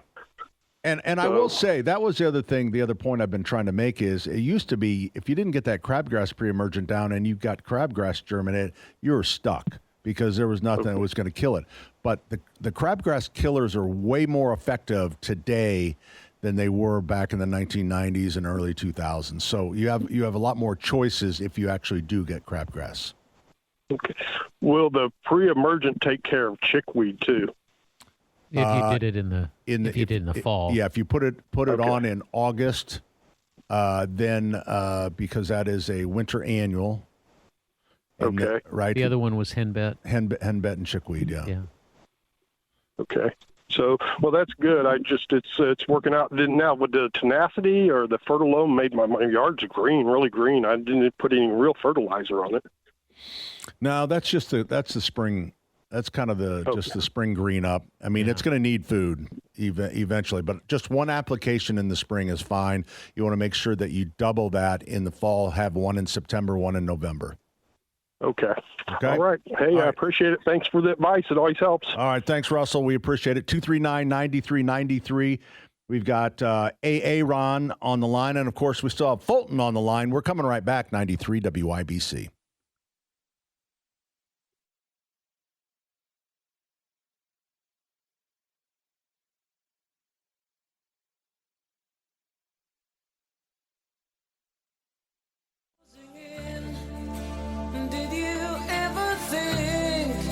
That we could be so close, like brothers. The future's in the air. Come on, everyone. Sway. Everywhere, I'm blowing with the wind of change. Take me. Hey, good morning. Welcome. Saturday's Home and Garden Program brought you in part by the Michaelis Corporation. Water storms, fire, and wet basements. Life happens. Michaelis happens to help you through it. What were you looking at, Tara? Something going on Just outside? looking outside. Or you just feeling like it looks outside. warm? We should all go out and play outside on the playground. I wouldn't mind. You know what it is? It's National Record Store Day. Is it really? National 8-track Day. Is it? Do you remember an 8-track that you had in your parents' car? Seals and Crofts. Fiddler on the Roof. So it was in my mom's car. My dad loved that play. I spoke Fiddler to on the Roof. It's so funny. Great. I talked to And Jim. Oklahoma. Oh, we have had Oklahoma. You did? I did because I like musicals. I talked to Jim Eckert, who owns a couple of the Karma stores here in Indianapolis. Yeah. We don't have many of them left, but we were talking about the smell of your Karma record store. Do you all remember? Oh, yeah. And how you would describe it. And people have different descriptions of what some say cinnamon, clove cigarettes. I was just going to say, I think it was all the Karma patchouli. crates. Remember the wood crates they sold? They always had incense going on. Back Always had in there. incense. yeah. But he said when you walked in, it's the smell. He said it's vinyl. He says vinyl has a vinyl. definite smell, and record covers Yeah. and album covers rather. But it's Record Store Day. Karma's got some really great specials. People are waiting outside this morning, getting ready to go in for some of the specials. Nice. Aaron joins us on the program. Hey, Aaron. Hey, good morning, gang. How y'all are? We're doing good. Good deal. Hey, I've got one comment and one question. The first comment, I'm a little bit late because I know earlier you guys were talking about feeding hummingbirds, and I've got a recipe for that that's simple and easy to use if you want it. I'm ready because I'm ready to put them out. I'm writing it down. Okay, it is. You use like bartender sugar, the instant dissolving sugar, and I use a cruet from for salad dressing. Wishbone, I believe, is the manufacturer of it. Wait a minute. You use a what? What was that called? It's called a cruet. A cruet? Cruet, something like that. It's a glass container with a lid that has a flip top to it. So you put a quarter cup of that instant dissolving sugar with a cup of lukewarm, not hot water, and you just shake it up in that cruet, and it's sealed, and then you just pour it in your standard hummingbird container, and there you go. It's really easy. There's no cooking involved. Wow, that's true. Wow, Yeah, I like that because the other one is 1 part sugar to 4 cups hot boiling water is normally Right. that nectar that you're creating, but you're using salad dressing and you're No, using he's using the sugar. jar. No, I know. I really heard him. I heard him. I know. I didn't catch that at first. I'm like, what the hell are we doing with salad? And then I realized, it's the jar. No, He's using the jar. I'm not giving them oil and vinegar to feed them. I guess we could use I'm sure maybe a mason maybe jar. they taste. Yeah, well, yeah, or a mason jar or anything that's sealed that you can just shake it, and that dissolves the sugar and makes it a lot easier and cheaper than going out and buying this commercial stuff, which I don't necessarily believe in. No, I don't either. And I usually I do make do. it myself, but I like the totally bartender do. sugar. I think Representing- it's- I'm sure I you think do. it's a hell of a lot- Sullivan's. I think it's a hell of a lot better than what the hell you're doing. Hey, how do you Aaron. keep the ants out of it? Do you have any trouble? Well, I've got a deck hangers that I got at a local bird company, and I haven't had any ant problems at all. Okay. So Off your deck. yeah, it's, Wait, what did you say you got? on Like my just deck. A deck hanger. Oh, okay. So- Just to hang it iron- out Yeah. away. Shepherd's hook Right. that attaches to something. Okay. Yeah, exactly. Okay, and my comment or my question was, I've now got 8-inch holes, or 1/8 of an inch hole, I should say, of these.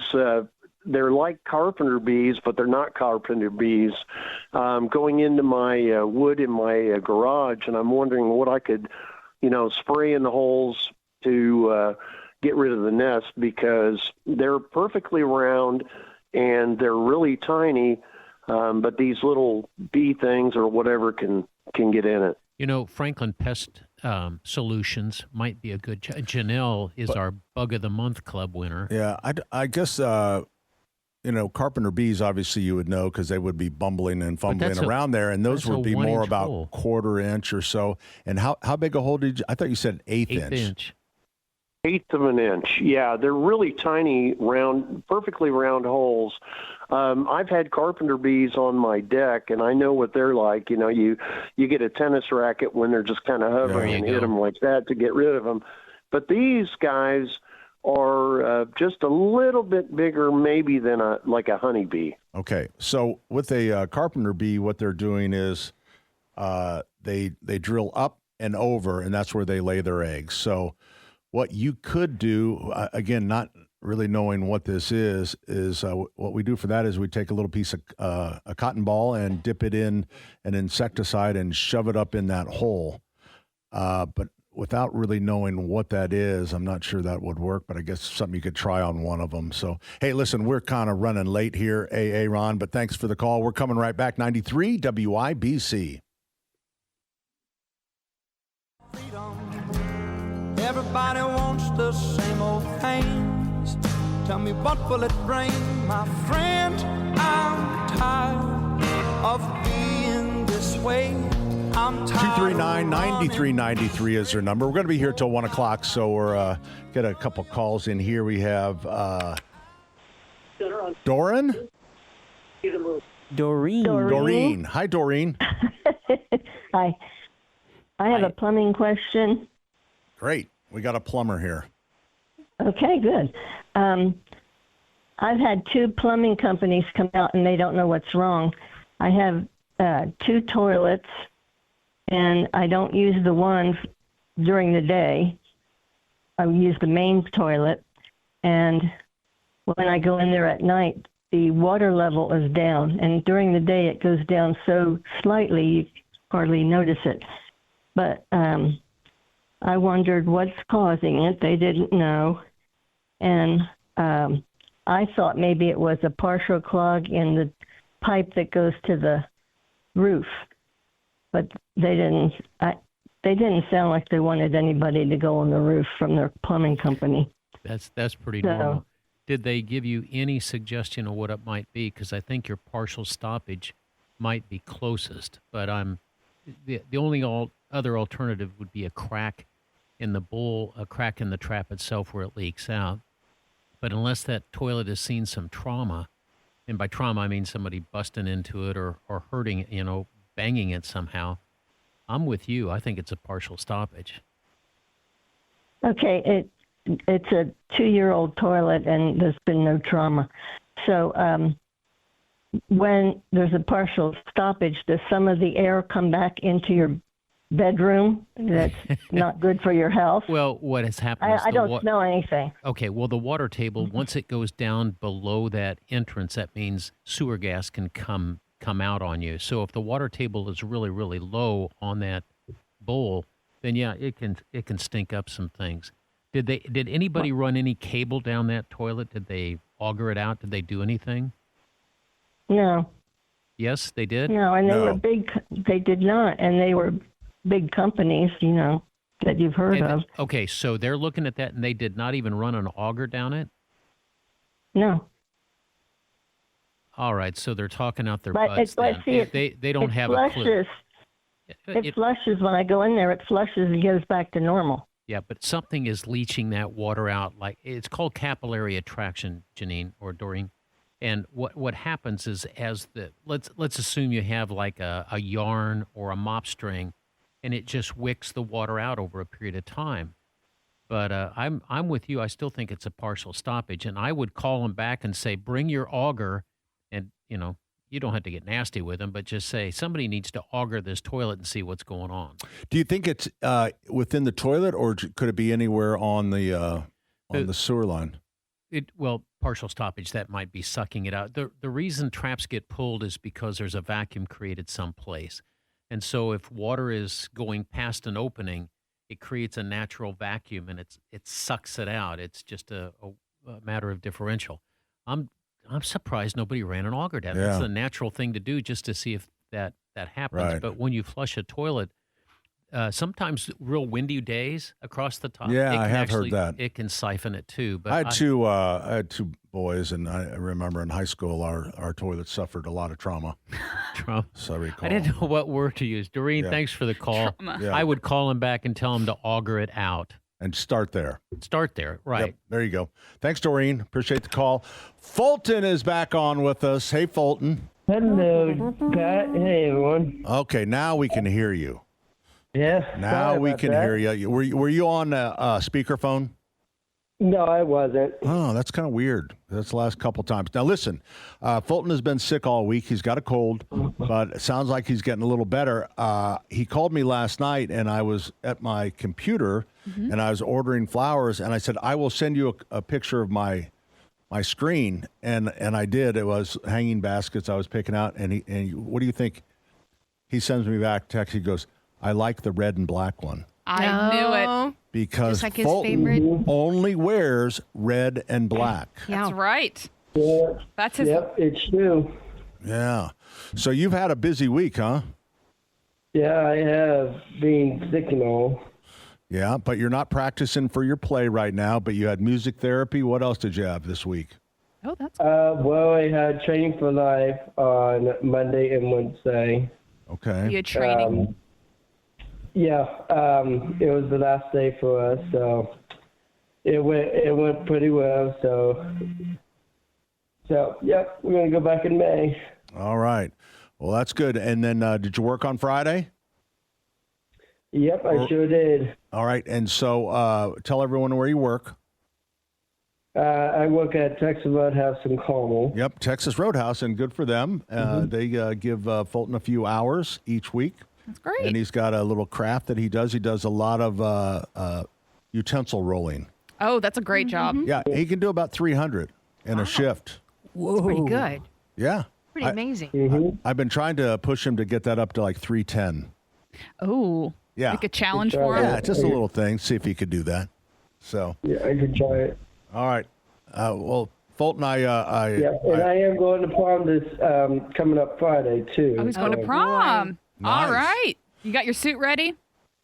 I sure do. I got my disco suit ready to go. Oh, that's cool. Let me guess. Is it red and black by chance? Yep, it sure is. Ah, boy, I just had an idea. Just had a hunch. All right, buddy. We'll talk to you. All right. You have a good time at Have prom. a great time. Sounds great. Thanks, guys. All right. See ya. He just doesn't feel good. You can tell. You can tell hear it he's in a his little- voice. Yeah, he's been sick still all down. week. So now Denny feels good but looks sick. What? Well, I didn't. I was just saying that because I was trying to just throw an insult his way to see how he'd react. We call that Tuesday. Well, it's Saturday. Yeah. I know. I don't even know what that means. That means you do it all the time. Hour number 4 is coming up, and you know what? It is the hour of power. We're coming right back, 93 WIBC. Power to. Hey, good afternoon. Welcome back. My name is Pat. Hi, Pat. Hi, Terry. I think I've met this guy before. Hi, Danny. Sullivan? Is that his last name? Yeah, he owns hardware stores. Yep. Hey, speaking of hardware stores, garden centers, so I thought I'd pull up on my phone to tell you what currently are the top 100 items that are being sold in our stores. Because, and I'd say this because it's kind of interesting because of the weather. The number one item right now is a 4.5-inch annual. And this is actually the Schlegel pot. So it's the geraniums, begonias, that all early, really early, as what is today, the 10th or 11th? Today's the 11th. Yeah, 11th. Okay, so what we say in annual world, early would be April 20th. And so here we are 9 days ahead of that. The number one item is an annual. The number 2 item, proven winner Grande pot, 4.5, same thing, annual. Third, you would expect a quart perennial. Perennials can certainly be planted right now. That's in third. And then boxwoods, arborvitaes, and then herbs, which again, herbs are a little different because herbs can be potted and be brought in. You mean like a sage or a thyme or basil, rosemary, All of thyme. A lot of people keep those in the kitchen. Yeah, so those that's understandable. But those first 2 is really interesting because that's really early for those 2 annuals to be up so high that you, excuse me, would expect that to all be perennials. And some people are just anxious, but they're not stupid, right? I mean, it's still okay to get them. No, some of them Wait are a minute. stupid. Some are really stupid. Yeah, that's No, I'm telling you, looking at the 14-day forecast, there's nothing there. You should be able to plant, but then we always get spanked, Remember that it was after Mother's Day, that one freeze that we got? I feel like I just not heard, but yesterday maybe, that there's snow out west in Colorado that could be bringing us some cold. I think we've seen our last snow. Got the oak kindred spirit, oak tree, dogwoods, maples. They're buying trees right now? Mm-hmm. I love my dogwood. I do. They are great. And that They're dogwood just loves beautiful, you too. and it is, I just love it. They're very And reliable. Reliable. So you have to find the right spot. They don't like to be out in the open. They don't. They want to be an undergrowth tree.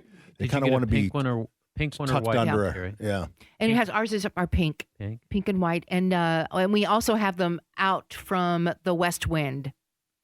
The west wind, the house protects it. Yep.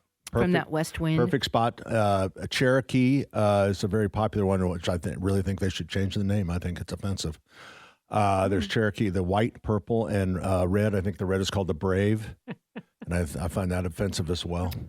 Wow. Maybe it's more of an honor. The Indian princess. I mean, wouldn't you want to have your name? Wouldn't it be cool to have like the Sullivan or the? Yeah, that's what I thought about the Cleveland Indians or something like that. I think that's or the Indianapolis Indians. Yeah, Indianapolis. I think that's an honor. I think it is too. But anyway, so there you go. There's your top things that people can't wait to have. That is current as of this morning. I'm looking at it live.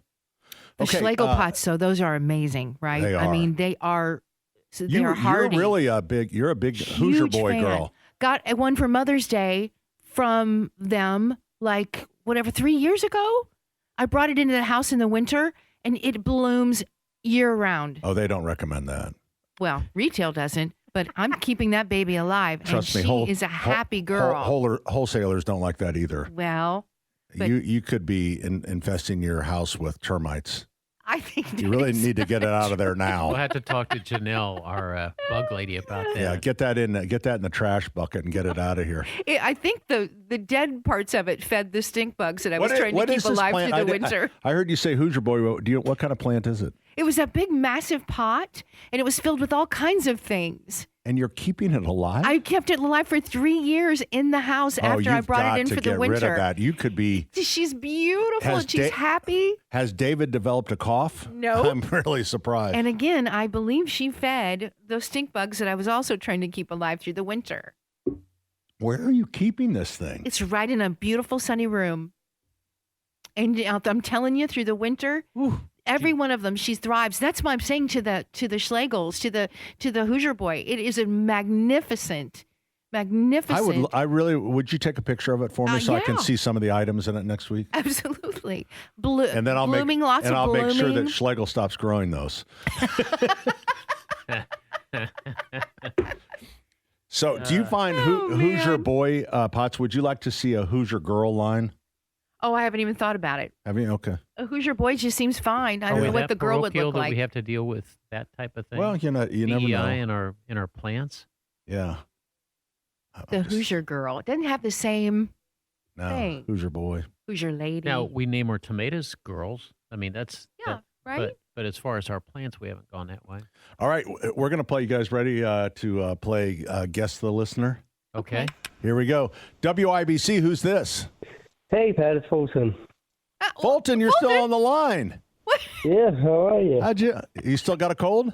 He comes back. Yeah, I still do. I haven't told you this, Pat, and I haven't told the rest of them either.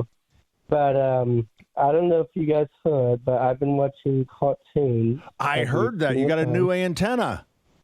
Yep. So we're watching our favorite cartoons. And all right, say real quick. You got 10 seconds. Tell us what your favorite cartoon that you're watching right now is. I am watching The Jetsons. Oh, I knew you were going to say it. It's the best. Love it. WIBC, who's this? This is going really well. Well, Ethan's talking to somebody, so that might be the person he's I love talking when we to. do that. Bill? Oh, there you go. Yeah, hello. Who's this? This is Bill. Hi, Bill. Thanks for calling WIBC. You're on the air. Okay. I have a question about wild violets. Okay. Am I wasting my time trying to get rid of them in the spring? Yes. Did you say yes? Well, she's a violet lover. You just she's don't very cynical. Don't pay any attention to her.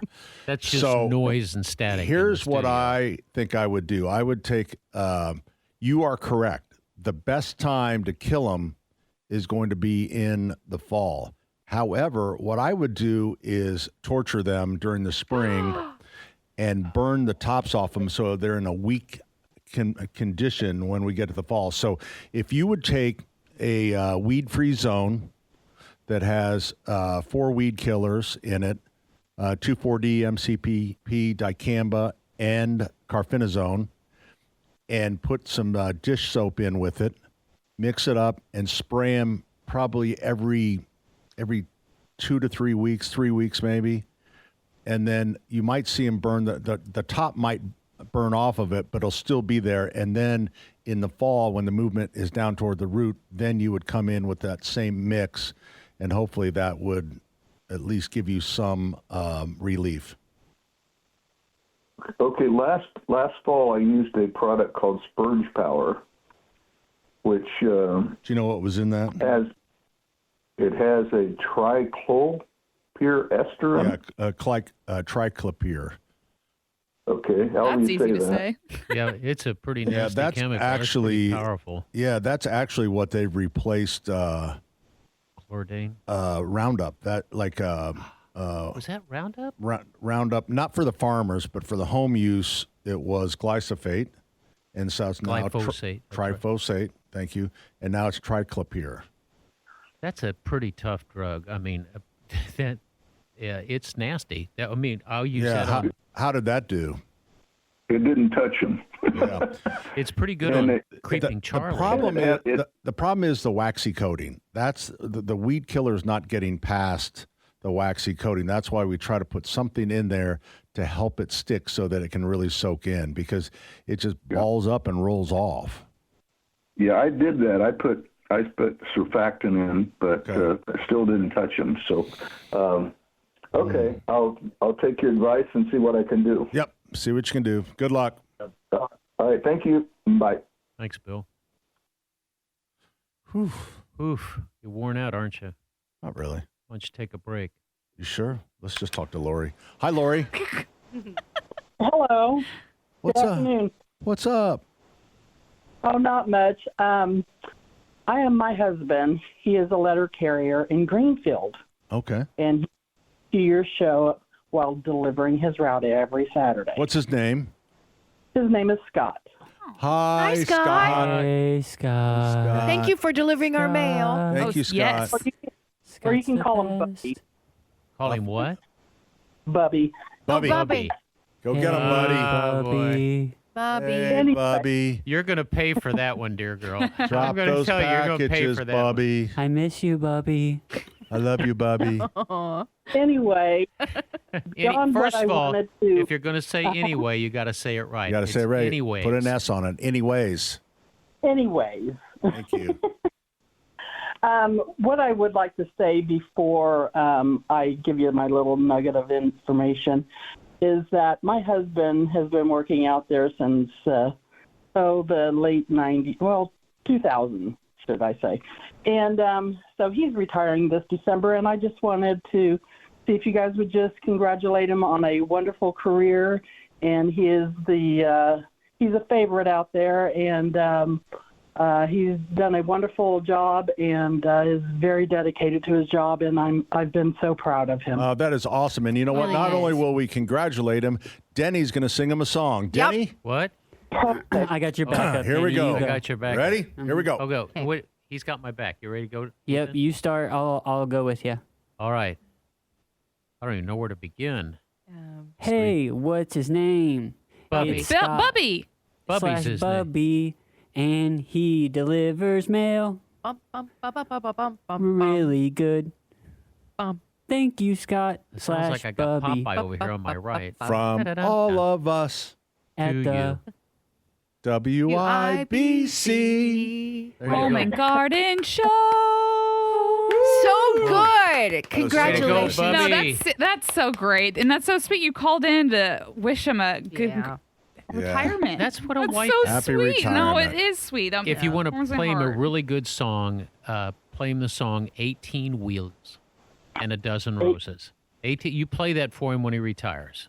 18 wheels and a dozen roses. 18 Wheels and a dozen roses. Tell It's Bubby about a if he guy that wants- retires after 30 years doing the same thing. Tell Bubby if he wants to hit 18 holes, just let me know. Since he's going into retirement, we can start golfing together. Ethan's a great teacher. Letter Golfing is carriers. just too expensive. Well, God bless his heart. We really do appreciate him. I'm in Greenfield, so we really do appreciate all of our letter carriers. That's what Scott had told me. And the nugget of information that I was going to extend to you guys, you in particular, Lynn, is that I used to manage Karma Records on the east side in Green. On Washington and Post? Yes, ma'am. Oh, how would you describe the And smell? I know exactly what the smell is. What is It's it? our signature smell. It's your what? It's our signature smell. It's a signature smell. Oh, You just okay. have to know. You have to know. It's like a You have to know. patchouli and I cinnamon don't know and if it's a- incense. I'm not sure if it's a company secret or not, but you guys, you're not heard by very many people, so I could. Oh, let that's you know. right. There's nobody here. You Lori, guys should did sell candles that make that scent. Lori, did you sell primarily exactly. 45s or did you sell the LPs, the 33? 33, When I was 34. When I was there, unfortunately, this had taken over at that point. I was there from around late '97 to 2002. Okay. Yeah. And when our daughter was born, who has also performed on your Christmas program. Really? That's what part of it? What group? She and her boyfriend performed a couple Christmas tunes for very you nice. guys. That's Well, awesome. what was it? What's their name? Her name is Hannah. Hannah. You remember Hannah? Yeah. Thanks, Hannah. Yeah. And she Thanks, looked Hannah. like Annie Lennox. I was just going to say, I do remember that. And Tony Katz says, you've sort of got this Annie thing going here. If I remember right, Exactly. she had some beautiful, I hope this is the right one, she had beautiful tattoos. Does she have a few tats? Yes, she does. Yeah, I Yes, think she- I remember her. Oh, did she sing "Joy to the World"? I think. No, I don't think that was one of the songs. I'm trying to think. I don't. I'm not. It's hard for this old mom to remember. Yeah, Well, it's no hard kidding. for this young woman to remember as well. Yeah. So.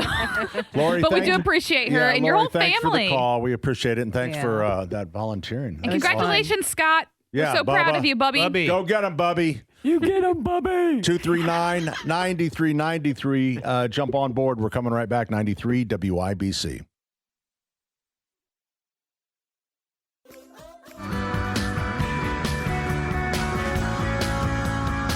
Changed our minds. We'll do that later. Yeah, we're going Just to a do a little little, taste, a preview. just a short segment, then we'll come back for Craft Corner. Wow. Okay. Way to bring that down. Boom. My hand kind of slipped on that one. Yeah. Mm-hmm. That was It's really all right. smooth. 239-9393 is our number. We're going to be here till 1 o'clock. So another half hour, take your calls. A lot of stuff going on in spring. And this is, again, that time when if you go to the big box stores, all the fertilizer companies seem to use the same coloring system, which is blue bags are fertilizer and pre-emergent. Yellow bags are fertilizer and broadleaf weed control. Green bags are just plain fertilizer. And if you go and you sit in the parking lot of the box stores, and really even probably our stores, you'll see a lot of yellow bags going out, a lot of broadleaf weed bags going out. And that's because we react to what we see. We don't see crabgrass, so we put down, we want to spray the broadleaf weeds. And the problem is the broadleaf weed killer is a killer and it's not a preventer. So if you go and you put it on now, you'll kill some of those early broadleaf weeds and then the rest of them will come up, and you go, that didn't work very well. But it did because it killed the first round. So ideally, I would not be using a dry broadleaf weed killer because I am an environmentalist. Sure. Really? That made Denny look up. No, I was afraid the lightning could come to. I was looking to see what was above me, No. so that when the lightning hits, I could dodge it. I have common sense. That's all I have. I think that's a stretch. And the I'm broadleaf weed killer. So if let's say that you have broadleaf weeds on 5 or 10% of your lawn would be a lot, right? And then if you put a broadleaf weed killer down the dry, you're putting down weed killer herbicide over 100% to kill 5 or 10%. So I like to use liquid. So right now, to me, you should be putting your crabgrass control and fertilizer down, and then go out and just squirt whatever broadleaf weeds. I'd save some for the bees. I was going to say, don't forget Tracy, because I'm going to hear about it if you spray them all. Again, my neighbor has our whole street covered. Really? Yeah. Does your neighbor have honeybees? Does she have hives? He? They're wanting to attract. No, they're just attracting. Okay. It's a pollinator pollinator lawn. It's beautiful for them. No, I really have no trouble, no problem at all. I am so laid back. If people want to, whatever you want to do. You're just giving people options. If they don't want Right. dandelions, this is how you get rid of them. Well, here's Pat. But you don't Pat have to. Pat doesn't even see the dandelions because he goes to work in the dark. He comes home from work in the dark, so he really doesn't see what's in his yard And Sundown anyway. Gardens takes care of his yard for him. That's right. Sundown does a great job. They make me look like I do it. My lawn was so bad because you're right. I work, and we had a grass cutter, but they weren't doing anything else. Mm. And so Sundown has what are they called then? Just like A landscaping service. like estate services or something. They said, well, you don't really, it said Denny has an estate. You really Well, don't. They But- mow but your since grass. They do your grass. They don't do my grass. Okay. I do my own. They literally do everything. They diaper the babies. I mean, everything. Wow.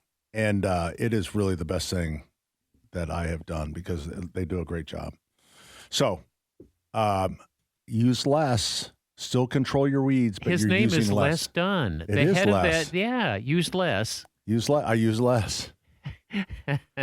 I'll have to Use remind less, him of that. so it's not useless. That's right. I'll have to remind Les of that one too. That's where that derivative came from. Huh. Yeah. I remember the time that we recommended that he call Les, and he says, last name Dunn. He says, so you want me to call somebody named Les Dunn to fix something? To fix something. That's the secret. I'm already doing that.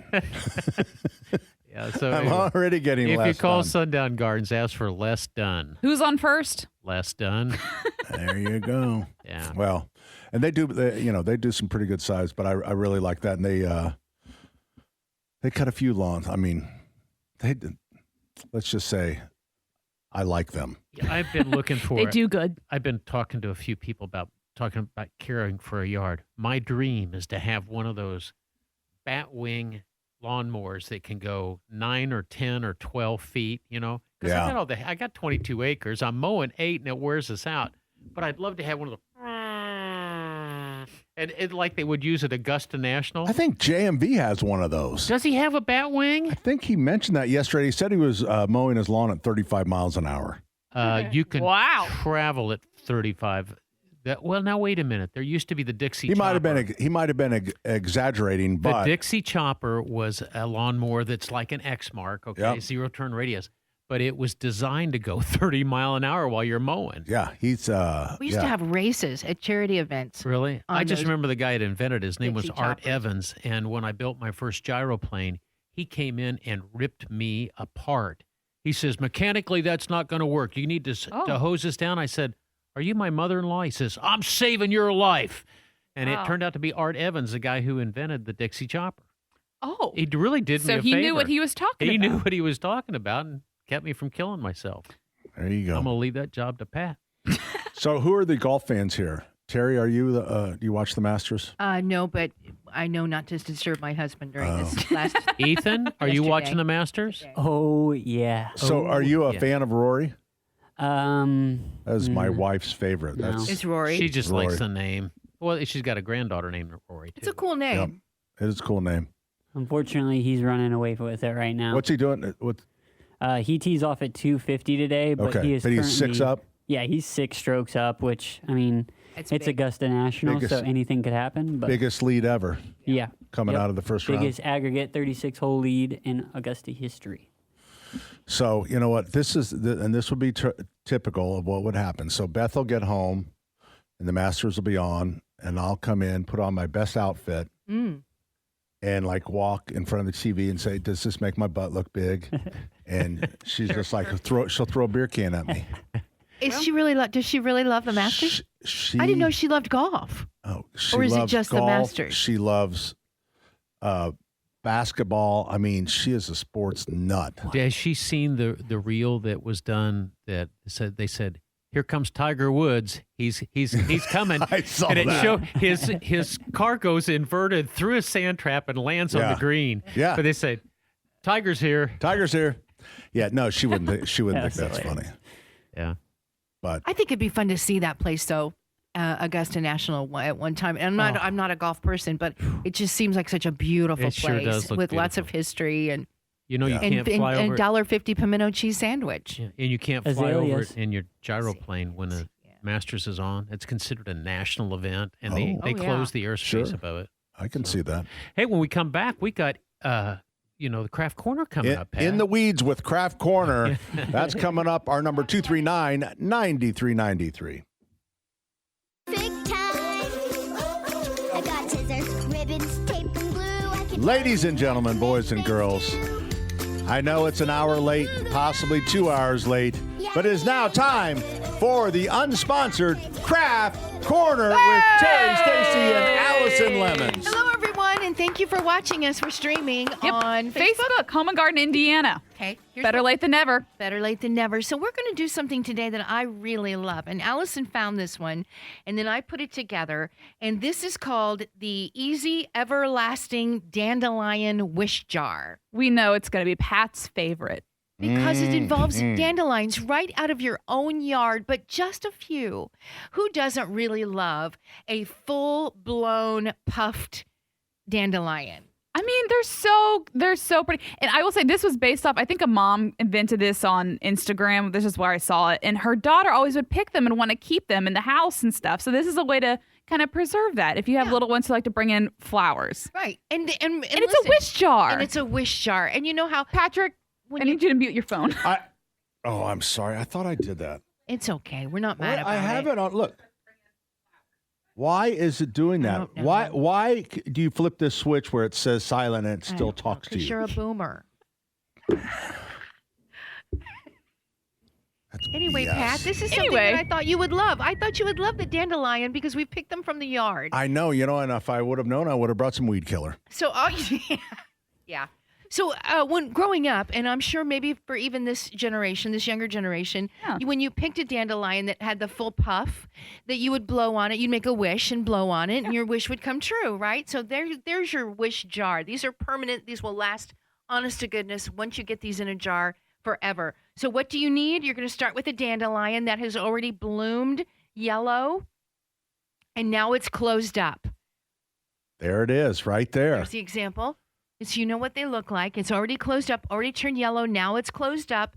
And now we're going to do the next step in a dandelion's life is when it opens up again and it has that beautiful white puff. So to preserve that puff, we're going to need jars. You're going to need a mason jar. You're going to need some rocks. You're going to need some floral wire. You're going to need some smooth, small rocks, wire cutter. Dear And I think Lord. that's it, right? Yeah. Isn't that think what so. you need? And anything else you want to kind of put in the jar to make it just cute and fancy? I saw someone put a little bit of moss down there. Yeah, we've got some moss. You could put some moss in there. You're going to need your glue gun because you're going to want to glue. Here's what you're going to do. Open up your mason jar. Turn it upside down, right? So the lid is on the bottom. Yeah. So you take the lid of the mason jar. Yep.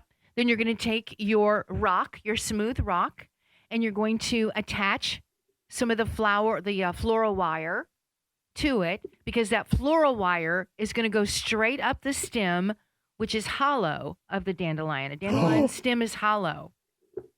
That You're sounds gonna shove painful. it- Can you shove do it that? Up. You can. You can shove it up there. You're shoving a wire up a dandelion's rear end. Stem. That doesn't seem right. It doesn't. Hold it up. See how Allison is doing that? I know, that's but beautiful. Wraps it around the Allison, rock. Dandelions have rights too. I know. This dandelion loves it. Yeah, we're preserving it forever. Have you think got- its friends are going to live forever? I don't think so. Do you think you're going to get a release from the dandelion family to be doing that? Listen, look what it did, though. That's you put proctology. So once you get it on the rock, the floral wire up the dandelion, you're going to glue it to the inside lid of the mason jar or bottle. That's it, which will end up looking like this. And then on the lid, you can either add your moss, or if you want to add some little grass, whatever you want. You know, I could stand up straighter too if you ran something like that up my backside. Sure, we could. I mean, for all Yeah. of us. Hey-o. Let's try it. Shall we? Yeah. Well, I've got the wire, and then then you seal that back up. Mm-hmm. After you get that sealed back up, then you're going to set that out, and within 24 hours, it will open back up into that white pop. That is so cool. And Do it you will have stay to put that it in way. sunlight or in heat or anything? Just leave it alone. Just leave it alone, and it will stay like that for years to come. It's preserved and will never change. The everlasting wish jar. There you go. I think it's cute. I think too. it's fun. That actually is really cool. It is and you can really decorate that inside. I just wanted to give you an idea exactly what you to do. But as you mentioned, moss. Or honestly, you could even Or- paint the outside of the jar if you Sure, want. you could. You could put little lights, little fairy lights, that'd be maybe. cute. I'm a I little don't bit know. concerned. Allison ran that wire up there pretty easily. Dana said kind of cool. Mary Jo, very sweet idea. Yeah. And Vanessa said, now I have something to do with all my jars. Something to do with your jars. Exactly. Kids, I'm telling you, kids will really like this. And before they put it in the jar, have them make a wish, or every time they look at it, they can make a wish, and it's I think that might be a fun Monday project for Beth. Mimi Day. Oh, When it's she a has good all one the for kids Mimi over. Day. She has all the grandkids. I'm going to give you one more idea, which is really cool, and this one's quick and easy. You need a pizza box lid. Take that pizza box lid, parents, and then draw a lion's face on the pizza box lid, and then take your scissors or something sharp and poke a bunch of holes where the mane should be. And then the kids can go outside and they can pull the dandelions and they can pull those through the holes. Oh. And Those then are they cute. make this big yellow mane around that face that you drew of a lion. And it's That's really, cute. it's another fun little easy craft. And that will also get rid of your dandelions. Perfect. Well, there you go. Huh? For all those dandelion lovers out there. Yeah. I myself just going to leave them alone because they're good for the bees. Yeah, I think If you want to preserve a couple, you can too. Yeah. Someone So there you needs go. to feed the bees. Okay. Hey, not Freddie, gonna thanks be- for watching Okay, today. thanks for watching. Thanks, everybody. Appreciate it. I do. Have a If you're great driving day. around, you can watch us on Facebook Uh-huh. later, Home and Garden, Indiana, That's right. You can. and also on our YouTube channel. Yeah, that's right. We are. I always forget Are we we're on, really? We're I on was just YouTube. kidding. Yeah, YouTube's gonna live forever. So Huh. you can Just always just like our puffed dandelion. see. Look at you Wow. bringing it all Forever. back. I circled it. Made a circle. That's kinda Made the good. whole circle. For those who also want to know a little behind the scenes, Ethan was filming our little craft corner, and Denny was behind the board, so you can see Denny Right. in action as well on the video. And You won. somehow Denny queued up the music just right. Look at you. Will you hand me the dandelion? I'd like to see it. Sure. in the Which one do you jar. want? The one, the puffed one? The puffed one. The puffed one? So do you have to be careful so that you don't shake it around so that it, No, you're going to glue that rock to the lid, right? But and then it'll keep it pretty stable. Why don't all those come off? It's preserved, and some people will spray just the tiniest bit of hairspray from the top of it. But I would leave it alone. It'll be just fine. There's no air coming inside. It's not moving around. Would you mind if he shook it just a little bit? So I we don't could want him see? to touch it. I want it back. Okay. Well, that's what the question I was asking, and now all of a sudden you're all defensive. Let me just give Well, this. we don't trust you give on this a little- dandelions. Give I this a don't little trust you. shake. I don't. Yeah, look at that. Nothing is moving. Nothing is coming off of it, and I'm really shaking it. No. Be careful. That's Look, really it's good. fine. Everlasting. It passed. It passed the shake test. Yeah, It's fun. This is just a little fun one for you all to do. that's what Mimi needs to have craft on every Monday. Mimi Monday's Craft Corner. Or Yep. I could come over and help. I always love teaching the little children. Oh well, Mimi might just dump the little children on you while she goes and runs some errands. What time do you want them on We're gonna Monday? clean your right down here at the station? Anytime's good. Just here's good. Sure. Bring them in for the Hammer Nigel show. Oh, I don't want to do that. I really think we need to have a summer camp this year. A radio I do too. camp. You guys have been talking about it for years. I know. To bring it back. I'd love to do it. I'm sure there's plenty of, HR will get involved and there'll be things for us to sign. I don't think we tell them. I agree. The only rule do you it. need when you're doing stuff with kids is called the NBA rule. Do you know what the NBA rule? National Basketball Never Association. be alone. You can. Oh, yeah. that- Oh, well, that's sure. The that's parents can be there. Absolutely. Absolutely. That's I yeah. was just telling you the NBA rule. I know. I get that. Yeah. Hey, we need a break because when we come back, we have the speed round. Speed round coming up next, right here on 93 WIBC. Our number 239-9393.